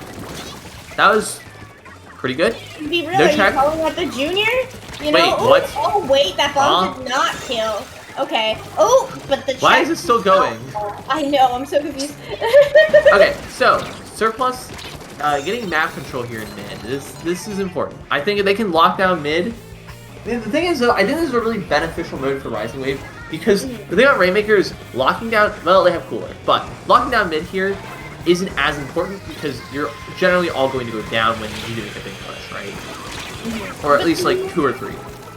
We're talking about the solo queue warriors of Rainmaker right here. You can see that Surplus has 3 up. It is just the machine there from Rising Wave. The machine goes down. Phantom Fist going in for that final pedestal, give it to 13 remaining, which is substantial. That's a good push. That's a good push, especially because it's over the uninkable there. Yes. Over the slicks. Getting over the slicks. I haven't exactly tested the Rainmaker point values. I'm pretty sure to match that, they have to make it up that ramp at least. If you don't make it up the ramp on the right, then it's not equal to the same value. And I think you have to go a little further to take lead. So doing that, knowing they can lock left, this is a great Zuka, by the way, just to clear out some space. We gotta clear out more space, get up there, lock it down, take him out, and yes, got the 52. This is huge from Rising Wave, but the Rainmaker going to go in, trying to get to that first checkpoint. One goes around tries to go around for the flank, but knows where they are. They are going for the Rainmaker on the right, which means that they are probably going to be sleeping right on that ramp, like you mentioned, with the Rainmaker. Antiphis and Luke are there to defend, but is the 52 going to be able to go around and shut this down? The Zap sleeping around on that left pedestal, the wall coming out in order to be able to block them out here. But the Ray, this is so much chip. The 52 trades with the Zap. Luke going to have to drop, but the Thunderdome from the Junior on the side of Surplex going to come in here. Oh, we're not done though. We're not done. It's not over. We have jumps in from Surplex here on the defense. We still have Rising Wave with man advantage closest to objective. Another jump. For now. This is exhausting. They are not. A really good position to be in. It was a good position to be in. And then they said, check out my sick Trizuka shots. They got up high though. As long as they can keep control of up high, I think they can secure this. The crossfire here between that the Junior and the 52 there made me so nervous. The machines are somehow and in the middle of all of that crossfire, but now we can see that Surplus has regained control of their choke. This is a defense 4 now as they get the Rainmaker out of there at last. Yeah, it might not be enough though. That is 3 down. Okay, so Fortress positioning right now, sticking in the corner. Because their goal isn't to push here. They just want to just cheese people, as you can see the thing they're doing right now. They got 2 there. They got 2 for free. Literally. Now the only thing that they need to worry about here is maintaining control of their choke. It is just the machine there. The machine is going to be taken out by the 52. Ooh, this is an opportunity to Surplus to shift those battle lines and make it so much harder, especially with that Flazer going down anywhere for Rising Wave to get anywhere near this fish. Surplus here showing that they are still the dominant team for Rainmaker heading into Splatoon 3. Rising Wave fighting on their own home turf and losing that. Yeah, that was just right at 30 seconds when they all went down. Just pack it up. That was game, set, match. They just got to push in for free. All they have to do is get kills, and it doesn't really matter what else they do. Let the Rainmaker reset the stall even more. That's game, set, match. Great, honestly. Surplus there coming in for the W is huge because we saw that come around on TC Inkblot and how different the replay effect, how different that game was and what they learned from that first exchange. Despite the fact that Rising Wave was pummeling them, coming around and taking that lead on TC Inkblot in 2 substantial pushes, and then for Eeltail to be able to get it all the way down past that uninkable and then maintain that lead of 13 remaining. Despite that 1.5 minute long, breathtaking, exhausting scrap past that choke point, just phenomenal game from Surplus there. And as you mentioned, the decision to take that Rainmaker around towards that right side, where they would have to, Rising Wave would have to get it past that little crook and mid and underneath bridge, and then past choke again. Those are 2 very defendable points on the side of Surplus. So just great plays there. I want to talk about when they had it stuck in the corner near the end there, when they had it in that corner. They got 2 off of there. And I think a big issue there is not recognizing that they can just throw bombs at that Rainmaker. There is no need to engage them in a fight when the Rainmaker's only condition to win is to trade. They don't care if they die. As long as they got a trade, they won, right? And they could have just tossed some bombs and cornered them. Instead, they chose to go in with their main weapons and do the riskier play. Sure, you might have guaranteed the kill a bit more easily, but at what cost? In this case, 2 of them went down, and one of them struggled for that last kill and couldn't get it until the last player came in. Because of that, they couldn't get any map control. And I think that's where we saw them snowball out of control and just be able to go in for free and stall out for the win. I think understanding when you should engage in a fight there over... It's just... Map control is more important there. You can throw bombs at the Rainmaker to take care of them pretty quickly, or just have someone drop from above. No one came from above. They all came from mid, which is where the Rainmaker wanted them to come from. They just kind of fed into the Rainmaker's plans of stalling. And I think it's important to recognize when to... Oh, gosh. You want to talk about recognizing map control? This map, where is the map? It's an alleyway. Good luck. Oh, gosh. I am not a fan of this map in any capacity. I like this map. You are deranged. You know, but you said that you like Triggerfish. So... That's because Triggerfish is funny. Okay, so... This isn't funny. This is just disappointing. No, anyway, the Junior already died after the Thunderdome. I'm not sure how that happened. We do see Rise and Wing getting man advantage very quickly earlier in the game. The Junior had gone down, the 52 had gone down earlier. Now the Zap is down. They have BAZOOKA online and in a substantial margin of clams. Oh, they don't die to the Ray there. The jump, is the jump going to go down to BAZOOKA? If the Zap goes down, there's one isolated on that left side. Wall bomb? What? Oh, wall bomb. Someone just got bombed off. Okay, you know, they didn't even get... they were getting kills, but they didn't get control for any of that first minute, basically. Surplus able to rush in here, got a super, boom, pack it up. Thunderdome, they are looking good. This is going to be a solid push. We do see 7 clams there. If they are able to dunk any of these and keep this open, this is huge for Surplus. 48 remaining, and a wipeout on behalf of Rise and Wave and Lex. Huge for them here. They closed it out pretty quickly because Warsaw was up high and recognized, okay, they're gonna wall, play defense, all I have to do is throw a bomb at it. GG, shake my hand, right? And now they have this perfect counter push because they all died at about the same time, so they're all gonna respawn at the same time, which is perfect for them. What's not perfect is everyone going down right here. Yeah, it's just that one player left on that left side of the Thunderdome as the machine runs out of ink. Both power clams here going to fade away. That was unfortunate. That should have been a free, not free, but a very easy push. They had a lot of control, they had specials, they had clans, they had everything looking up to them. And it just kind of fell apart as they got closer. Ooh, but as we say, fall apart here, we do see that Surplus is once again wiped. This feels a lot, hear me out, feels a lot like Humpback Clams. I don't like Humpback Clams either. So, you know what? I don't like Humpback Clams, so I might not like this. I don't know why you like this. Look at this. I honestly, I have been scrimming this game for a month. I have 200 hours and I have never played Eeltail Clams. Forgive me. You know, fair enough, though. Yeah, they got a push there, but all that really did is give them a free clam. I think going for those single clam pushes is kind of risky, because if it's not a win, you just gave them free points. And you gave them a free push.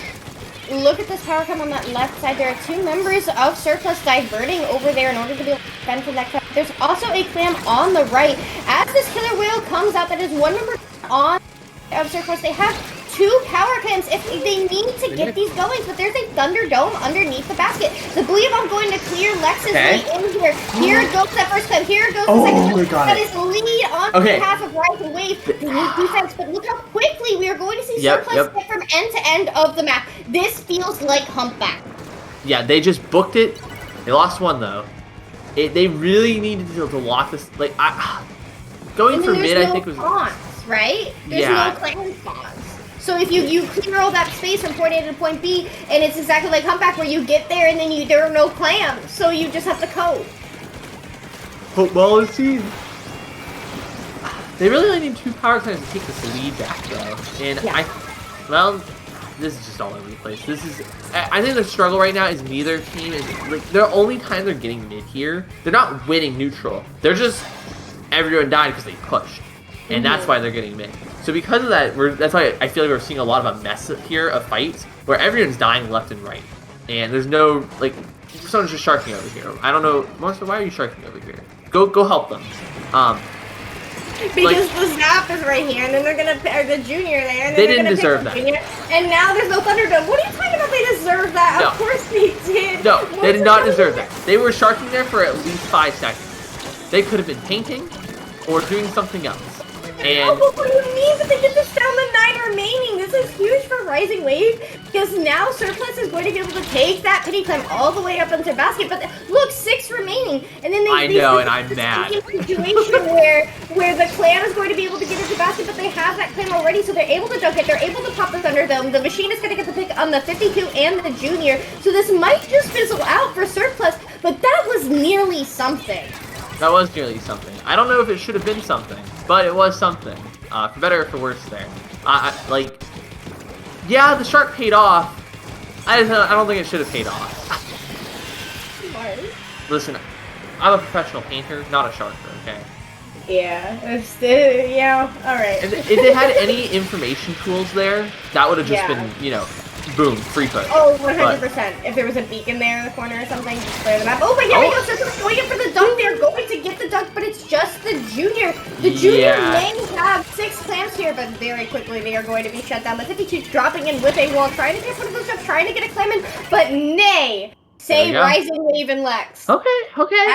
We're now 2-2. I feel like I can't even say that one team did any better than the other. I think that was just a hot mess of, okay, my turn to push, everyone dies. All right, now it's their turn to push, everyone dies. Like, all right. So I've been checking out their titles here, and personally, I'm a big fan of the late night fried chicken. I always like to see what silly titles people give themselves, and I think of these 8 here, late night fried chicken kind of sounds pretty nice right now. Honestly, yeah. I mean, dude, that's like the best time. Sit on down and watch some IPL. I got my late night fried chicken. I'm a happy camper. Have you? Okay, so we're both Floridians, so the audience knows. Yes. Have you ever had Gator? Absolutely. Okay, cool. I have multiple 2. times. That freaks people out. Did you know? I mean, is it really that weird? It's like, I mean, it's not. You ever have frog legs before? I've never had frog legs, but I have had Gator on multiple occasions. And that, I don't know why you saying late night fried chicken made me think of fried Gator, like little nuggets, you know? Yeah. Okay, but honestly though, Gator kind of like, it kind of reminds you. It's like, it's like chewy chicken, but in a good way. I always describe it as like a meat gummy. That you're not making it sound good. Okay, meat gummy in a good way. Like, it's just like slightly chewier chicken, but it still feels cooked. Obviously, you know, raw chicken is like, you know, chewy, but like not good. Stop. It's got a solid flavor to it. Fried, it's kind of like a chewier chicken. It's a little more gamey, I suppose, but it's like it's still good. It's a good kind of chewy. Like you're like, wow, like that's pretty it's good. the kind of thing where you can fool your cousin into thinking it's chicken when it's really Gator. They're like, huh, this is funky chicken. Yeah. Now, I've also had sauteed Gator, which is weird. I have never had sauteed Gator. It's something. You know what else is pretty Do you weird? think squids eat sauteed Gator? Squids? No. Yeah. The Gator would be eating sauteed squid. Do you think Inklings eat Gator? No, they're getting eaten by the Gator. Oh, I see. Yeah, listen, I'm a Gator fan, you know? Not actually, go Knowles. Anyway, Flat Zones, we have Feeding Juice. I'm a little surprised they brought it out for this match. Oh no, I'm not at all. I think Feeding Juice is going to be very useful given how often and how frequently you are going to flank or your opponent is going to flank. That's true. I think they forgot the part where they needed the juice, you know, they just kind of fed. Now, This map. So they just got opened up there because whoever the knot is flanked a little too early and just, I feel like they weren't ready for that. They weren't able. Oh, wait, no, you're not. Okay. Yeah, I was like, you are not getting away with this. All right, they get their push in. Only one down though. Oh, that right there. Okay, they got zone. I was gonna say if they didn't get zone there, that might have been like instant just play the game. With the pop off with the wide swing juice, then coming in and getting a pick on the 52, and now getting a pick on the zap. Honestly, what a fantastic play, sweeping all the way to the other side of the map to help a teammate. You got that Nautilus up in that window area. The bomb's coming out. If somebody swings Hut now, they are GG goners. Oh my gosh. What did you notice about that the person in the corner earlier there? What was glowing on them? I thought I saw something. It almost looked like feeding juice. Yeah. And well, they got that. I'm impressed they capped without getting a kill there. I'm gonna be real. A little surprised. I don't know how much longer it'll last though. This is just. I feel like they keep getting these picks. Okay, it looks like they're gonna get control here. They got control. That person didn't die. Impressive. Oh, the flanker! Ooh. Oh, that would have been huge. Another one. Wait. I thought I saw someone in there. Is there someone over there? Their teammates were coming out of spawn, so when they executed that flank, there was no one there to capitalize on the fact that the opposing team was now all looking on the other way. And here comes your favorite part. Oh, we got. What? Huh? That's crazy. Huh? Hey yo, hold on. We might need to check these player switches. Anyway, they got the juice on, and they got zone, but here comes the feeding part of the juice, and unfortunately, the juice is over. Yeah, we can see very quickly here, Rising Wave gets control of that zone. There are the two free players on that right side, but we do see that Fantafiz and Brandon are going to clutch up that 2v2. Surplus is alive and kicking on that left side. They are going to get control of the zone here if we do see that gal staying alive. Lex going down in the zone, 2 going down to Surplus. This they're is a everywhere. 2-2. Oh, we do see the machine getting the pick on Fanta there. Rising Wave through all of that scrap, maintaining control of the zone and coming out with a significant 4-2 advantage. Okay, that was honestly a hot mess. I think players were literally everywhere, and it was just simply a game of who wins their fights. And Rising Wave came out on top. That Booyah, excellent because that zoned them out. Also got the cap, but they need to paint for a little bit longer. Lead. Rising Wave going 3 down on this exchange. You see just the flinks of there on that wing going to go down. Surplus has a minute and a half left here to take lead, and they are well positioned to do that, even though they have such a massive penalty. So I want to see. Okay, so Lex. So we got Morsa and Nika on the upper part of the map, and Lex and Cam on this. Oh, that was a good bazooka. I think they need to come back together. They're a little separated here, and unless this gets picks, they're one down when they pop 2 specials. I think that's not going to get it. Like, they got 1, but there are 2 coming in right now. They're not all in there. Yeah, and look, there we go. Rising Wave gets that cap there. They have forced that penalty on Surplus. Ooh, getting the 3 down. That is a wipeout there on the side of Surplus. Rising Wave quite possibly sitting pretty here. Surplus has 1 good go left at this game. I'm honestly a little surprised Rising Wave was able to clutch that out. Me too. I'm not sure what happened there. It kind of looks like the Surplus kind of funneled into those 2 players on the right, and those 2 happened to get their kills. I mean, I think that was the right play, and I think that's the game. Yeah. I think they did the right play there. I think it was just unfortunate that they all went down. I don't know what you could have really done there. I honestly think Rising Wave did the wrong play and got rewarded for it. I don't think they should have popped 2 in the corner, and the fact that they won off of that is kind of surprising. So I'm curious to what went wrong on Surplus's end to let that happen. So, honestly, what it looked like to me was that the members of Surplus, the 2 on that right side, they got a jump in, and they traded out 1-1 up until it was just the 2 members of Rising Wave left standing, and they simply won that team fight by a series of trades. Okay. So, going into tower, Surplus won last time, right? But Rising Wave, air quotes, won the first game, let's be real. What do you think Rising Wave can do this time on Mincemeat, which I think is very, very charger heavy. Yeah. I'm thinking title and the leader, and you just. I want to see this leader. Oh no, they're gonna bring out the B charger for the back.